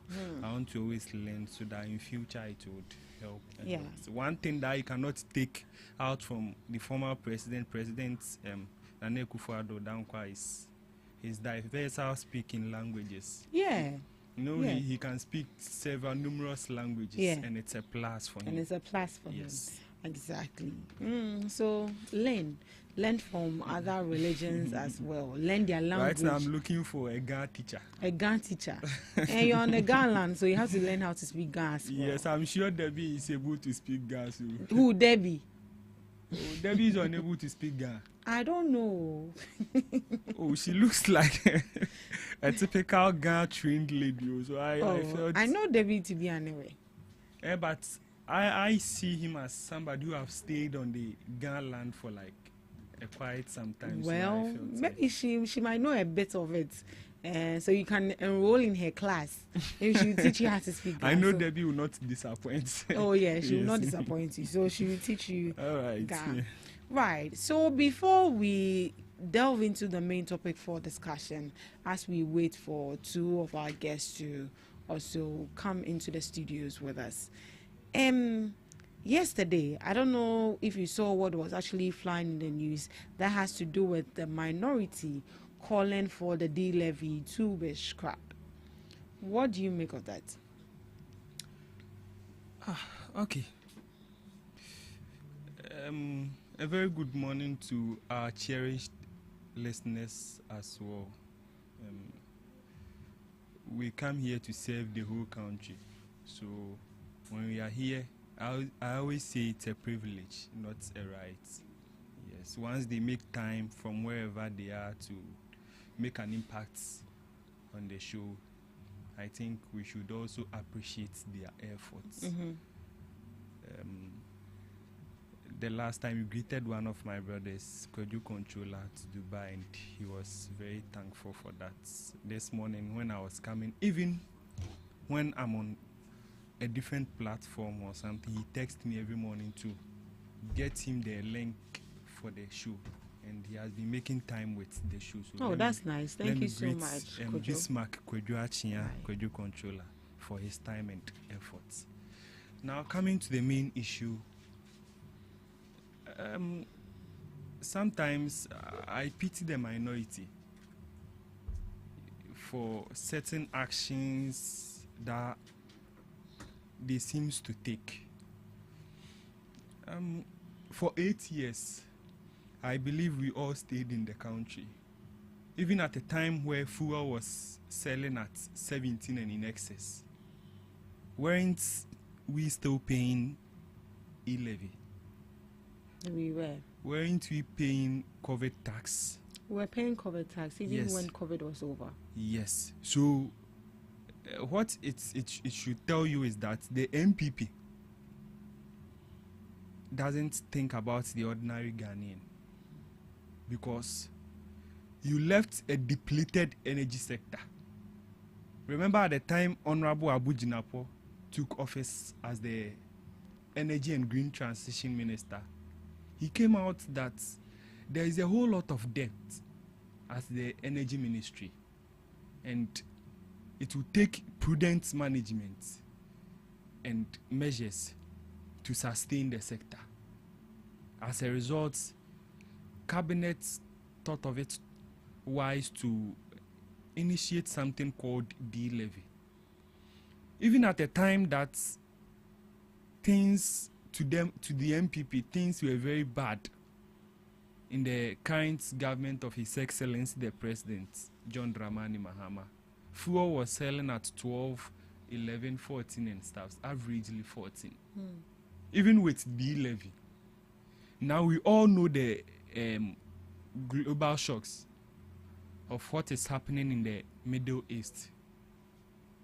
So if you come out today to come and tell the majority that they should scrap the D-levy, and I've heard many of the minority MPs coming out to say that the government should go for loan to come and cushion the economy because of the current happenings. This minority, I think we should accept the fact that their slogan is go for loan. Because at a time in their government, even the ordinary Ghanaian was struggling, yet we were paying even COVID tax. At the time COVID was over. COVID killed many individuals in Italy, China, and other countries than in our part of the world. Yet after COVID, none of these countries were still paying taxes for COVID. Yet MPP strategized for us to pay COVID tax just for their personal means. So if you come out today that, for 3 weeks, 4 weeks, global shocks, we should scrap D-levy, I don't think the MPP have a solution for the country. And it's about time we Ghanaians as a whole forget about them, because they themselves don't know how their party is going about, and all that they know is that, there is something in the news, let's come and speak. Remember at the time Kwadwo Oponkroma came to speak about gold board. when because IMF has brought a report without doing a due diligence and a detailed work, he came out to organize a press conference of which at long last his own party members were bashing him left, right, center. So I don't think the call for the MPP to scrap the D levy is anything to go by. If we reach a certain point that the president and the whole cabinet thinks it's right for us to scrap certain taxes or certain taxes for the ordinary Ghanaian to at least feel free, for us to get back on track, they will do so. But for now, I don't think the call by the minority is a legitimate call, and we should just avoid such calls. Right. We see it not to be a legitimate cause, so we shouldn't even pick up those calls. Sure. Yeah. Now, one may ask that if they are calling on the government to abolish the D-levy, what other alternative can we fall on? Should in case we just decide that we are going to abolish it, is it that we are going to take loans to go and pay those debts? Because mind you that the debts are still there. The debts are still, we still have some $1 million to still pay. Is it that they feel we are not being transparent enough, or they feel that we are overburdening the normal Ghanaian? Yes. So my view on this is that the minority, the mini micro atomic minority, as they used to be now, doesn't have any alternative first.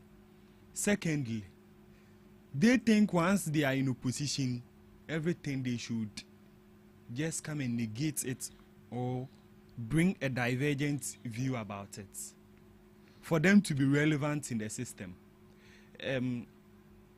Was it last week or something? I had a chat with Debbie, and through that chat I was telling her that most of the minority MPs now are trying to be relevant by force relevancy, because they feel now they are not that relevant in the system, and they are just coming out to speak just for their constituents to know that, oh, our MP is active, he is working. But I want to assure them, I want to assure MPP very well that most of their members who were actively running in and out on radio when they were in power are now in the house. They lost their seats. So it's not a matter of coming out to come and speak, which will make you relevant. No. There are certain MPs who have been in parliament for more than 4 terms. Yet, it's not anything that they come out to negate. So if you think you are coming out to negate the fact that, oh, the government should scrap this for the ordinary Ghanaian to have a sympathy on you, no. It's not working. And they should go back, come again with a new strategy, a durable strategy for them to one day, if only Ghanaians will forgive them for the mess that they created, to come back to power. But with this petty politics, those kind of, oh, let's set up microphones, let's say this, oh, Ghanaians will know that the government is not doing anything. This morning I don't know, I was very shocked when I chanced on a video.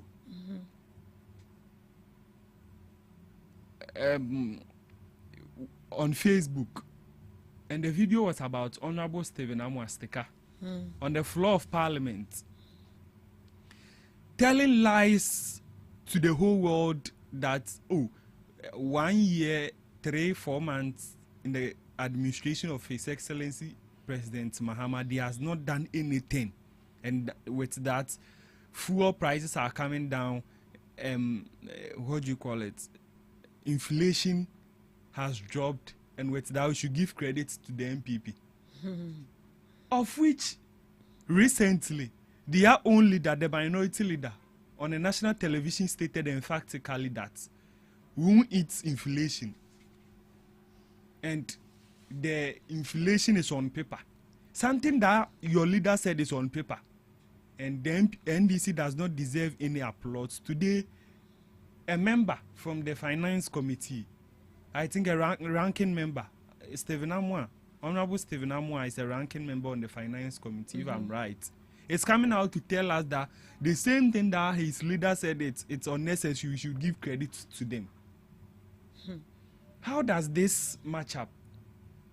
So the minority, for them, if they have alternatives, they should come out with it. That if it were us, this is what we would have done. Remember at the time that NDC were in opposition, whenever they bring something and the party thinks it's not relevant, Honorable Keso Atoba Force and the Minister of Finance at the moment will come out with strategies, other alternatives that, oh, this was what we would have done. So if you can adapt it, it will help. But with these people, whenever they come and talk, are they bringing alternatives? Recently, I saw Honorable Anodom Prenku moving from one bush to the other. The cocoa farmers. When in 8 years of your administration as a chief whip, you never went to them. Now what has changed? And once I have brought that cocoa issue, I want to ask them a simple question. That at the time that they were in power, when Honorable Atoforsen and Honorable Erikopoku, the Minister of Agric, were questioning them that they are giving only about 33% of the global market price of cocoa bag to the farmer in Ghana.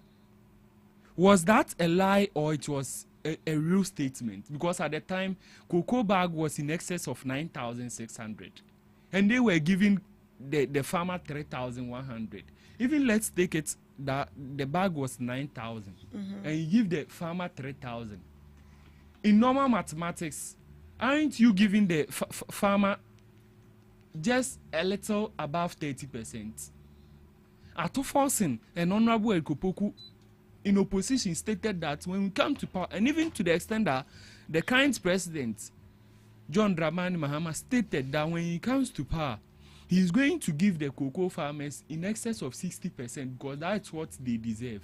Now, my question to them is that, looking at the global prices of cocoa bag now, are the governments paying that 60% and over to the farmers or not? That's the current one now. Yes. On the global market. On the global markets. Is the government paying them the real price as he promised in opposition? Because I've heard them saying that, oh, the government should go for external money from World Bank and stuff to come and cushion them to just top up. So let's ask ourselves a question. If the global market is paying 4,000 per bag of cocoa, and the minority is calling on the government to come and pay maybe 4,000 to the farmer, is the country running at loss or making some a profit? So I think there are certain politics we shouldn't kid ourselves and play in the country because you'll be judged by your own standards one day. In life, I believe that setting a standard is very cheap, but maintaining that standard is the most difficult thing in life. If today you say, oh, I want to buy an air conditioner and live in an air conditioner in the house, that would be cheap for you to do that today. But to maintain it, service it continuously, it's a very tough work to do. So when you set standards, you will be judged by your own standards. Your own standards. And I think they should do better in opposition. In opposition. Right. Are we seeing the relevance of the 1 cedi levy we are paying? Sure. The government, through the energy minister, Honorable Jinapo, stated that the 1 cedi levy, it's going to help pay or tackle some debts. At the time, was in over of 3.2 million USD, if I'm right. And he was seeking to achieve that target to settle that debt. So if today, the 1 cedi levy is still there, I think we should just manage things and see the way forward. Right. We should manage things and see the way forward.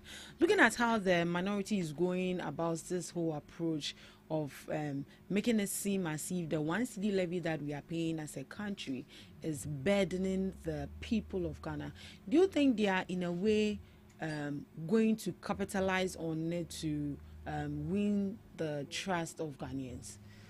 Oh no, there are certain things that when you do, it becomes very difficult for you to win trust of others.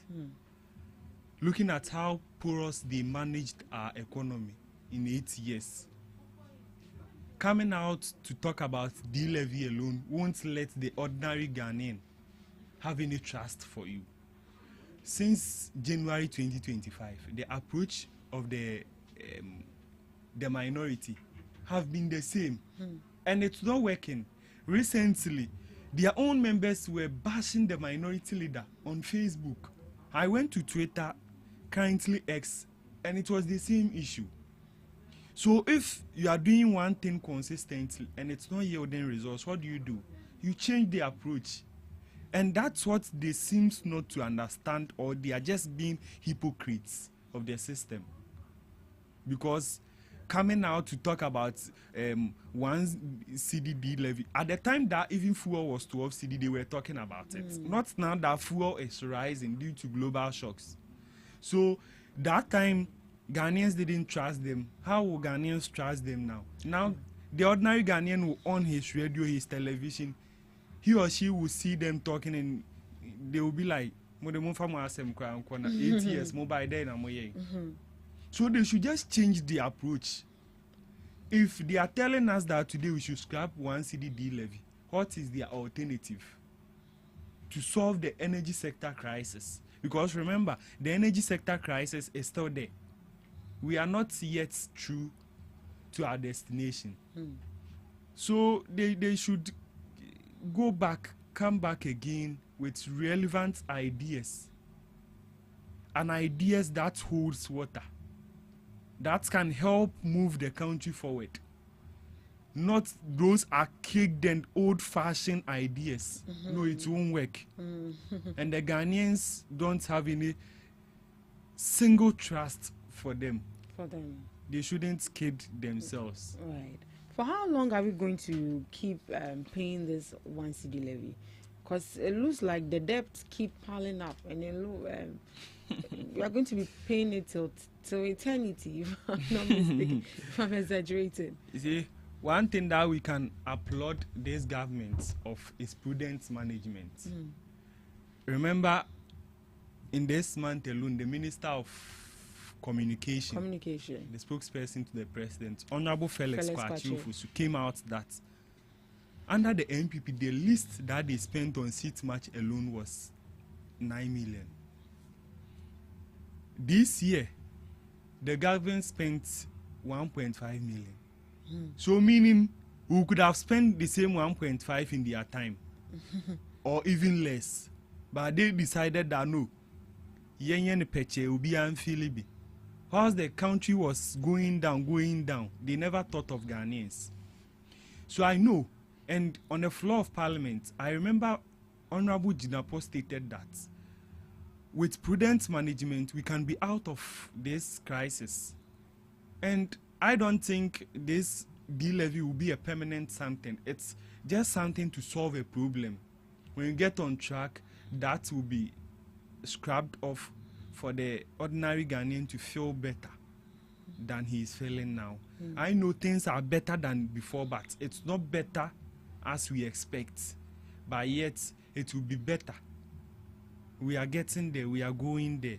President said we should all tighten our seatbelts, because now we have an experienced driver, not a mate who will come out to tell us that Mufa still anamami, whilst he doesn't have a license. Now we have an experienced driver who have driven for several years in politics.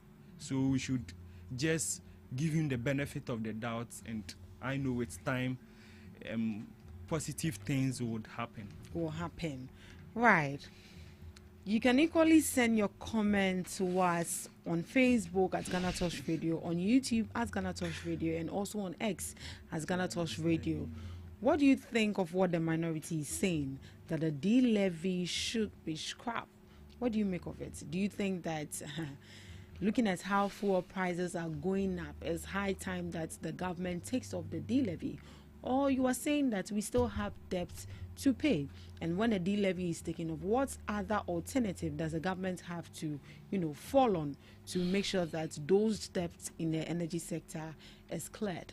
If the minority is saying that D-levy should be scrapped, critics also say that what other alternative do you also give to the government to fall on to pay those debts as well? You can equally share your comments with us in the comment section. Let's get interactive. So we were expected to have the NPP communications team member right here with us in the studio, but it looks like we are running late, so at this time we are going to delve into the main topic for discussion. For our discussion this morning falls on Galamsey, the issue of Galamsey, and then you and I know that Galamsey is a big canker for us right here in the country. And one question that is on top of most Ghanaians is Ghana drifting towards anarchy?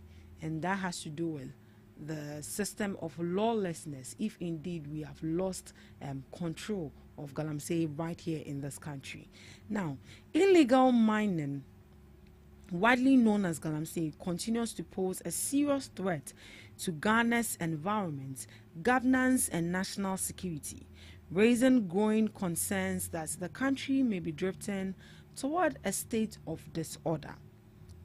According to publication, the Galamsey menace has persisted for years, despite multiple government intervention, task force, and public outcry. The situation has led to widespread destruction of forests, pollution of major rivers, and loss of farmlands, with many communities directly affected. Environmental data shows that about 60% of Ghana's water bodies have been polluted due to illegal mining activities. Several forest reserves have been invaded, with some completely overtaken by armed groups, despite efforts such as the Operation Vanguard, a joint military police task force launched in 2017 under Ekufuor's government. Enforcement has been inconsistent, with allegation of corruption, selective justice, and weak political will undermining progress. The situation has evolved beyond illegal mining into what security analysts describe as organized criminal activity, with some operations reportedly involving armed groups and sophisticated machinery. Meanwhile, economic pressures, particularly high youth unemployment, continue to drive many Ghanaians and many Ghanaian youth into Galamsey, making the problem more a livelihood issue and a law enforcement crisis. And due to this has actually become a dangerous cycle where there's weak enforcement, political interference, and environmental destruction. We've had some interventions such as the NIMOs also come into play to, make sure that they do whatever they can to call off the Galamsey activities, at least to manage it. But it looks like we are not really impressed with the kind of energy or how we expected Galamsey to come to a stop quickly. We are not seeing it as such. Now, my question is, we as a country, are we losing control against the force of Galamsey? Okay, I personally think no. We are not? Yes. We are not. So why are our laws not working? We are not losing control, just that our efforts hasn't been enough to tackle the issue. The efforts such as the NIMOs going? Yes, I'm saying it hasn't been enough because... So you wish the NIMOs can do better? Not absolutely. What I'm saying is that all measures that we have put in place to tackle this issue hasn't been enough, just because it hasn't eradicated to the level that we expect. So meaning we can do better. We can do better. The NIMOs and the other groups can do better. And talking about Galamsey, recently, the comments that the president made me understand that in his government for the second time, he is getting the appropriate feedback from the grounds. You see, the national security, in collaboration with the chief of staff, are supposed to be briefing the president on what is happening nationwide. Well, we've seen him embarking on a reset in Ghana tour. Yes. Will he take the chance to also go to the Galamsey side to see how bad the situation is? Yes, yesterday I chanced on him speaking, and he spoke about it at one of the places in the, is it Bono or something? Bono. Yeah, he spoke about it, and the reason why I was saying that he's getting the appropriate briefing and the president know everything is that for the first time we have a sitting president who comes all out to say that I won't kid myself that my own people are not involved in. Yeah, we saw that he admitted to it that his yes, own people... meaning the president know everything that's going on. Because even at a time in Akufo-Addo's government, when his minister came out that a party chairman was dealing in illegal mining, the president came out right after the minister have come out that no, the chairman is not involved in Galamsey, he's not doing anything. So does it mean at the time President Akufo-Addo wasn't getting the right briefing from the national security and the chief of staff? This shows that President Mahama knows everything, whatever is going on. And he himself, whenever he speaks on Galamsey, you can see in his face that he's not happy. Because it's one thing that would be a lifetime legacy for him. Right. Even when he is no more a president, even when he is no more as a living being, it will be a lifetime legacy. Because whenever even I speak on Galamsey, I becomes very emotional. Because it was through this Galamsey we lost 8 gallant servicemen, people who were breadwinners to their homes and stuffs. We lost them. So I won't sit here and say we are at where we want to be. No, we can do better when it comes to Galamsey issues. And I have an opinion that if by July, I guess July, we have not gotten the best of results in Galamsey, the NDC government would have to change its strategies in dealing with this Galamsey. Right, but so far, would you say that you are impressed with the activities NIMOS is putting in place to fight the menace? Yes, I have to credit them. They have done an enormous job. They have done very well. Just that, as I said, this canker, it's not a one-day canker. It's not something that has been caused an overnight. So it will take a massive effort to clear it off. They are doing their best, but just that best isn't enough for the country to salvage the situation. Right. Well, we have one guest joining us, Mr. Nathaniel Nunu. Oh, okay. Sorry. Forgive me. Nunu. You were a youth activist. Right. Good morning to you. And you're welcome to the GhanaTalks Breakfast Show. Yeah, we've been waiting for you. Don't worry. Apology accepted. Because it's a holiday, so we accept it. But the next time you come late, we will bail you. Of course. I believe that as panelists on shows, punctuality is very important. Yeah, very, very important. That we get opportunities to be seated live on air, both on radio and on TV, doesn't necessitate the fact that we are the smartest or the most beautiful of Ghanaians out there. And it's punctuality and then reasoning when it comes to subject matters must be critical in our submissions. Right. That's good to hear. You're welcome once again. I hope it wasn't a struggle finding here. No, please. But then before we continue, I must confess that you are looking very stunning. Oh, thank you. I'm Thank sure you. your beloved will be happy seeing you this morning. Yes, he's happy. Yeah, so before you got in, we were actually on the issue of Galamsey. And the question on board is Ghana drifting towards anarchy. That has to do with we losing control against the fight of Galamsey. Because I think previously, or just this week, we saw the admission from the president that, to be honest, I will admit that my people are also involved in Galamsey. Does that mean that he's aware he's not doing anything about it? Because I say will be like we are all tired. Whatever you want to do, people should just do it.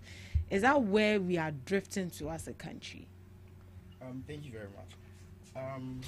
My take on this issue as a youth activist, presenting the youth-focused opinion, is that currently the NDC is receiving backlashes on the issue on Galamsey, and such backlashes were caused by them themselves. They themselves. What did they do?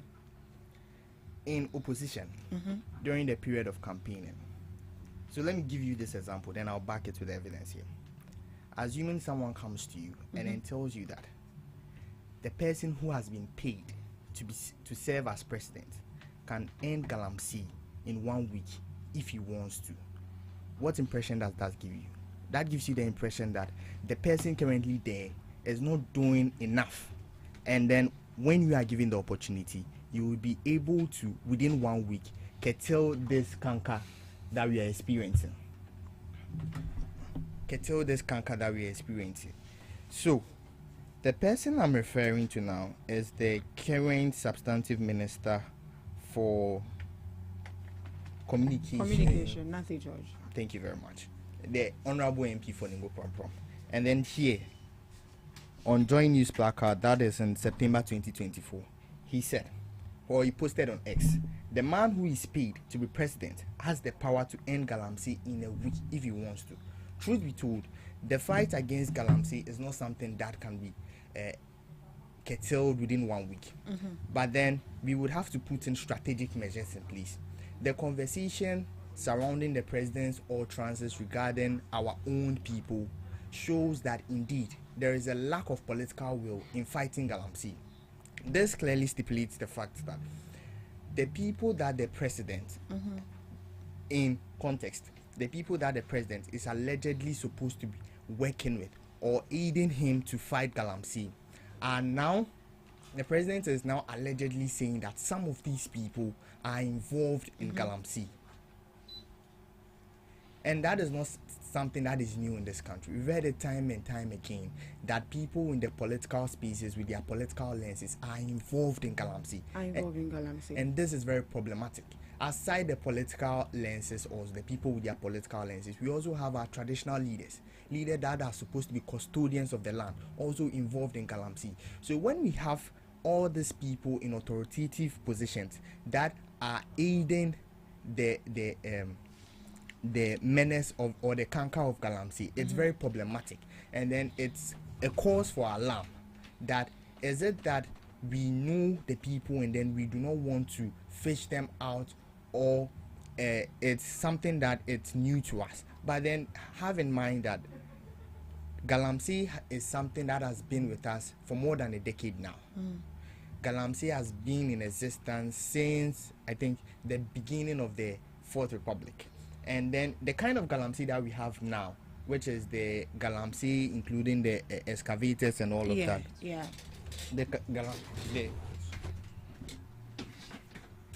The conversation or the kind of Galamsey we have right now, which includes the use of excavators and all of that. The use of excavators and all of that is not something that began since the inception of the Fourth Republic, but then it began somewhere in 2011. That is the kind of Galamsey we are battling with. Galamsey existed long ago, but then that was with the illegal mining and then the use of pickaxe and all of that. But then currently, the kind of Galamsey that we are battling with is not a Galamsey that we can just win over with just mere political talks and political slogans, but then it requires strategic measures being put in place. I don't know if you are getting it. Yeah. It's not about sending NIMOs and all of that. Such initiatives are initiatives that have already been tried and tested. For instance, when we look at back during the I think the period of 2017, 2018, the early days of His Excellency Nana Addo Akufo-Addo. Yes. Those days were memorable days as compared to his latter days, which were not memorable. What's so memorable about it? One thing that you ask anybody, the first thing to come to mind is the free senior high school. And that's a legacy that you cannot take away from the man. Yeah, indeed. That's true. Yeah. So within that early honeymoon period that the NPP administration was experiencing, you would realize that the then NPP government opted to ban ban mining, be it legal or illegal. Be it legal or illegal. The then government decided to place a ban on it. And that was a strategic initiative. That was a strategic move. Because once we've placed the ban on mining in general and not specifically illegal or legal, it gives room for the security agencies, once they see you mining, generally, whether you have permits or not, to prohibit you or to prevent you from continuing that operation. And that was something that the figures are there. The water index and all of that shows that there was clarity in our waters and all of that. Yeah. So such a move is a move that was strategic. It was a strategic measure. Then we also have Operation Vanguard. Yeah, Operation Vanguard. And with Operation Vanguard, it's similar to what we have now, I think, NIMOS. Yeah. There is nothing different. There's nothing different. There is nothing different. So would you say that the NPP is already losing the fight against Galamsey? The NDC or the NPP? The NDC. I'm not saying they are losing the fight. Right. All I'm saying is that the fight against Galamsey requires strategic measures. That is the bottom line. Do you have any measures you recommend? Oh, personally, not yet. But then all I'm saying is that a look at the ban on the mining was a strategic move. And then what that you think should have continued? It shouldn't have continued because bear in mind that mining mining is one of the sectors of Ghana's economy that produces much in revenue and also resources when it comes to the foreign market. But then all I'm saying is that move was a strategic move. Even for that short period of time, it was a strategic move. But then we also look at the NDC during their campaign period, whereby they were also talking about state of emergency. You get it? So we were all expecting, as youth of this country, we were expecting the NDC government, once we voted for them, to come and then declare the state of emergency that they were declaring so much about, they were talking so much about. That is what we were expecting from them. Because if you are saying that declaring a state of emergency can help us solve this issue, then we assume that we are voting for you to come to solve that issue by declaring the state of emergency. But do you think declaring the state of emergency alone could have actually sorted that? And that is where the problem comes in again. You see, the NDC decided to play politics with the issue. And that is where the problem is. There are certain issues you can play all the politics with it, but then there are also substantive issues that you don't dare play politics with it. Because the youth of this country during the 2024 election period, what they were actually looking for, aside the issues regarding the economy, was they were also looking at the rate at which the illegal mining or Galamsey was taking place. You go around and then you see our water bodies being polluted here and there, and that was troubling to the extent that the Ghana Water Company brought out reports that if we do not take care, very soon we'll start importing water. Yeah, that's very disturbing. That is what I'm saying, that such an issue is not an issue you play politics with. It's a substantive issue that you address it head on, remove the politics, and then address it head on. But that was what the NDC failed to do. They decided to capitalize on an opportunity. Of course, it is politics. They saw an opportunity and then they decided to capitalize on it. But then, after capitalizing on it, the future still awaits you, and the future is what we are experiencing now. The future is what we are experiencing now, that the NDC, aside all the noise they made and then capitalizing on opportunities that we the youth, we provided for them. We provided the opportunity for them because we wanted to see our water bodies safe and clean. We wanted to have our children drinking, our younger brothers and sisters drinking safe and potable water. That was what we wanted to see. And then NDC told us that they have the ideas, the ideologies to fix or curtail this canker. And so currently the backlash that they are facing, the bottom line is that they have inflicted it on themselves. Nobody inflicted it on them. They did. So from your submission, you mentioned that this whole canker started way back in 2011, if I heard you right. Yes, this type of galamsey Yeah. that we are battling with. So the leaders as at that time, is it that they didn't envision that it will get to a point that is going to be such a big issue that will even find it difficult to solve? Was it that they were not paying attention to it, or they were equally making money out of it themselves?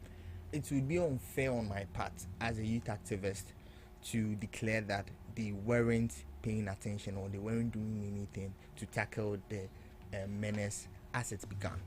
But then the problem there would be that there are videos online.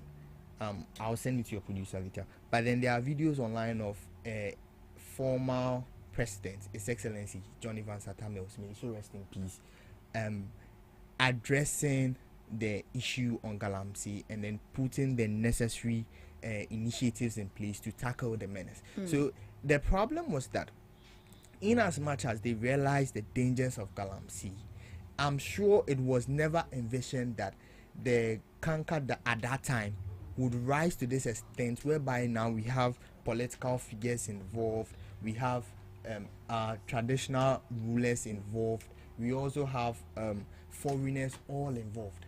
And this is something that has become very problematic for all of us in this country.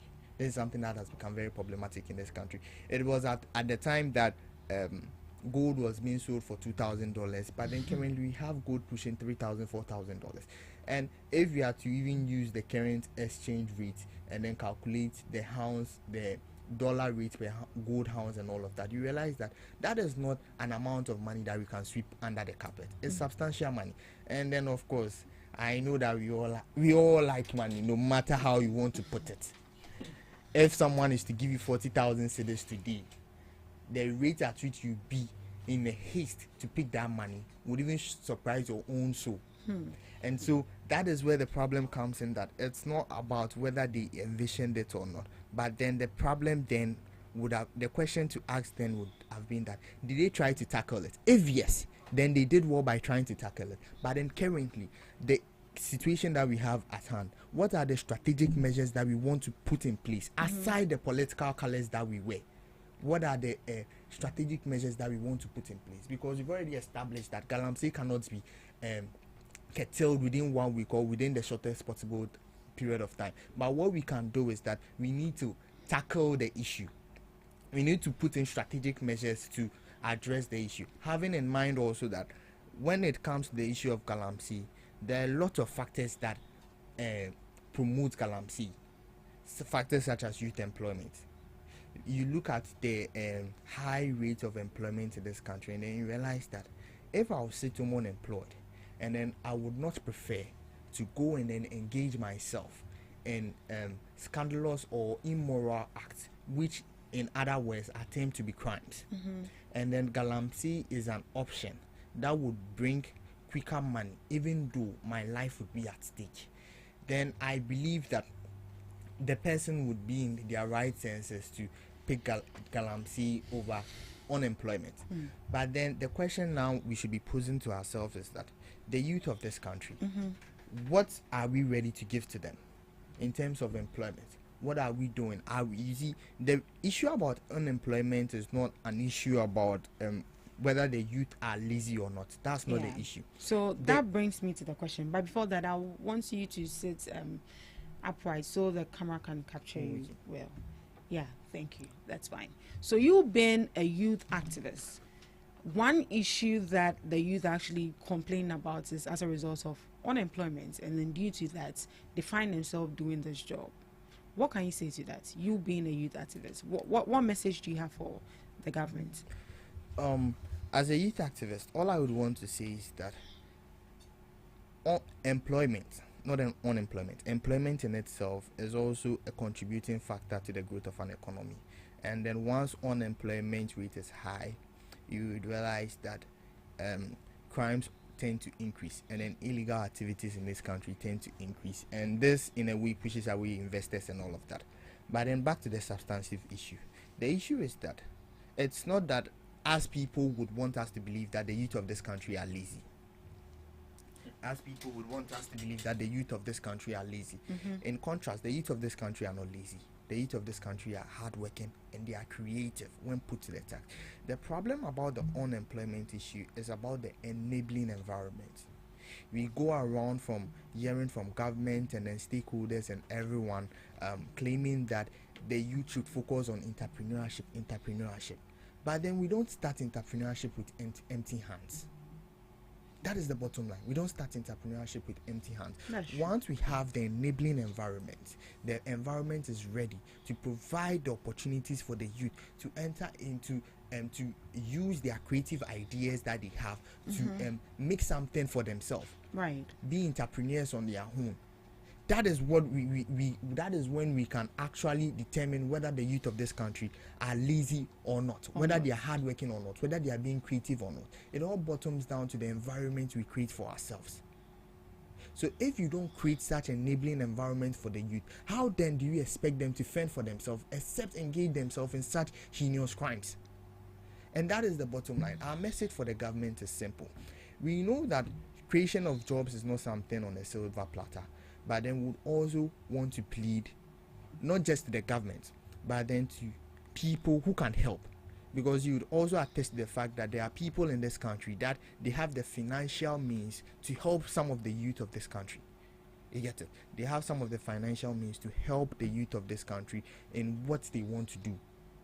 Because I remember one woman also told me that she usually helps the youth of the people in a constituency and all of that, not because she holds any political position or anything of that sort, but then the bottom line of the conversation I had with her was that with every youth that you help off the street, you have saved this country from one less criminal. And that should be the ideologies that our dear philanthropists or our people who claim to be philanthropists, they should be targeting at, helping the youth when it comes to unemployment. So they create the enabling environment for them. And it's not just about you expecting the person to and then you know one sad part that I nearly forgot to mention. You see, usually you go on you see programs and shows being organized about entrepreneurship pitch, business speech and all of that. You know one sad thing about that thing?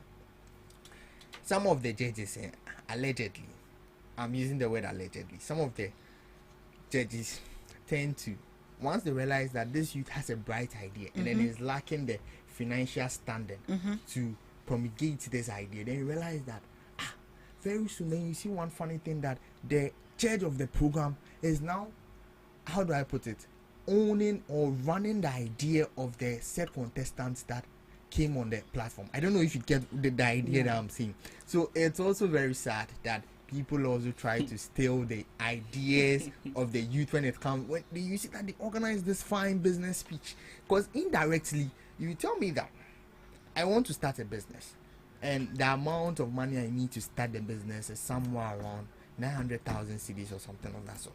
Then I come on this business speech platform, and then the bottom line of the conversation is that if I'm able to successfully win this competition, you are going to give me 10,000 cedis. I need 900,000 cedis, and then you are going to give me 10,000 cedis. That is problematic. With that one, you've not really helped me. But then what they will tell you is that you get small from here, then you will get small from somewhere else. But then later on, you realize that they've stolen your idea, and that also becomes problematic.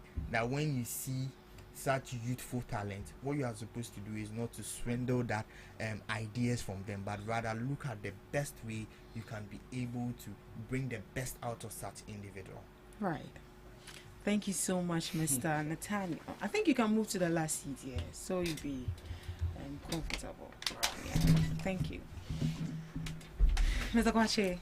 Yes. You also, as a youth, they said there are no jobs. That is why they are doing Galamsey. Yes, I would not dispute that fact, because sometimes you hear from our colleagues on the streets and they will be like,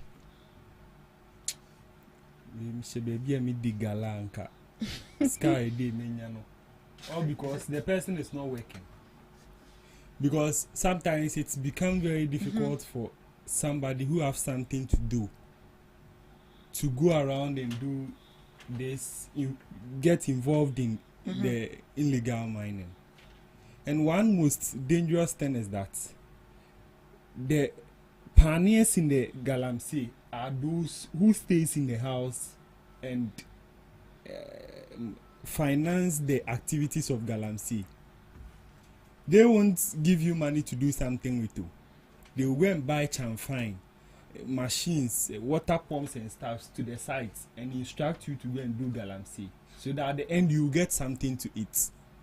And when my brother was speaking, he was talking about people should open their doors and help the youth, because the government cannot absorb do it alone. All the employment range in the country. And I was very happy. You see, yesterday when I posted my flyer, I gave a caption that we have one Ghana, but with different ideas, we can build a better Ghana. Such ideas are very innovative to hear of. There are certain individuals in the country who can establish jobs for others to get opportunities, but yet for their own reasons and sometimes for their selfish interests, they won't do. Those same people who have the money and the muscles to establish jobs for the youth would go for loans that the needy is supposed to go for. You see, in recent times when NDC came into government, there is a brouhaha that the Ashanti regional chairman of the MPP went for a loan from Edson Bank, and he went for certain things from Maslock as well. Maslock is something that was supposed to help the ordinary, somebody who is looking up to establish something for him or herself. Yet an established regional chairman who was able to display gold on national television went for it, something that maybe me and you are supposed to go for. He went for it. And when you hear of those kind of things as a youth, you become very weak. So it's about time. I've stated on numerous platforms that it's about time that we change our mentality in the country.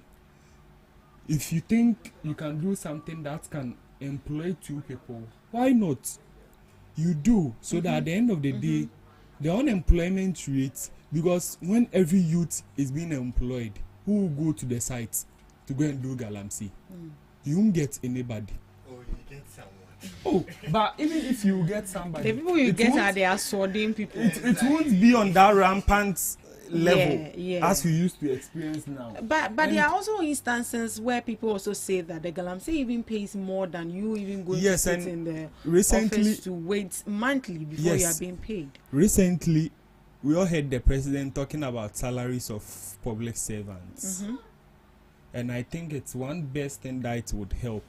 Because sometimes somebody who stays in the classroom to teach feels that the salary is below belt. And your shena baby or one crowd be Galamsey never man in your scar. Why not? So if we are able to streamline our wages for public servants to feel at least accommodative in the system, I think it would help. It would, because as my brother said, Galamsey is not something that we can deal with it away and overnight. It will take strategic measures, the goodwill, commitment and everything. We all have to come together.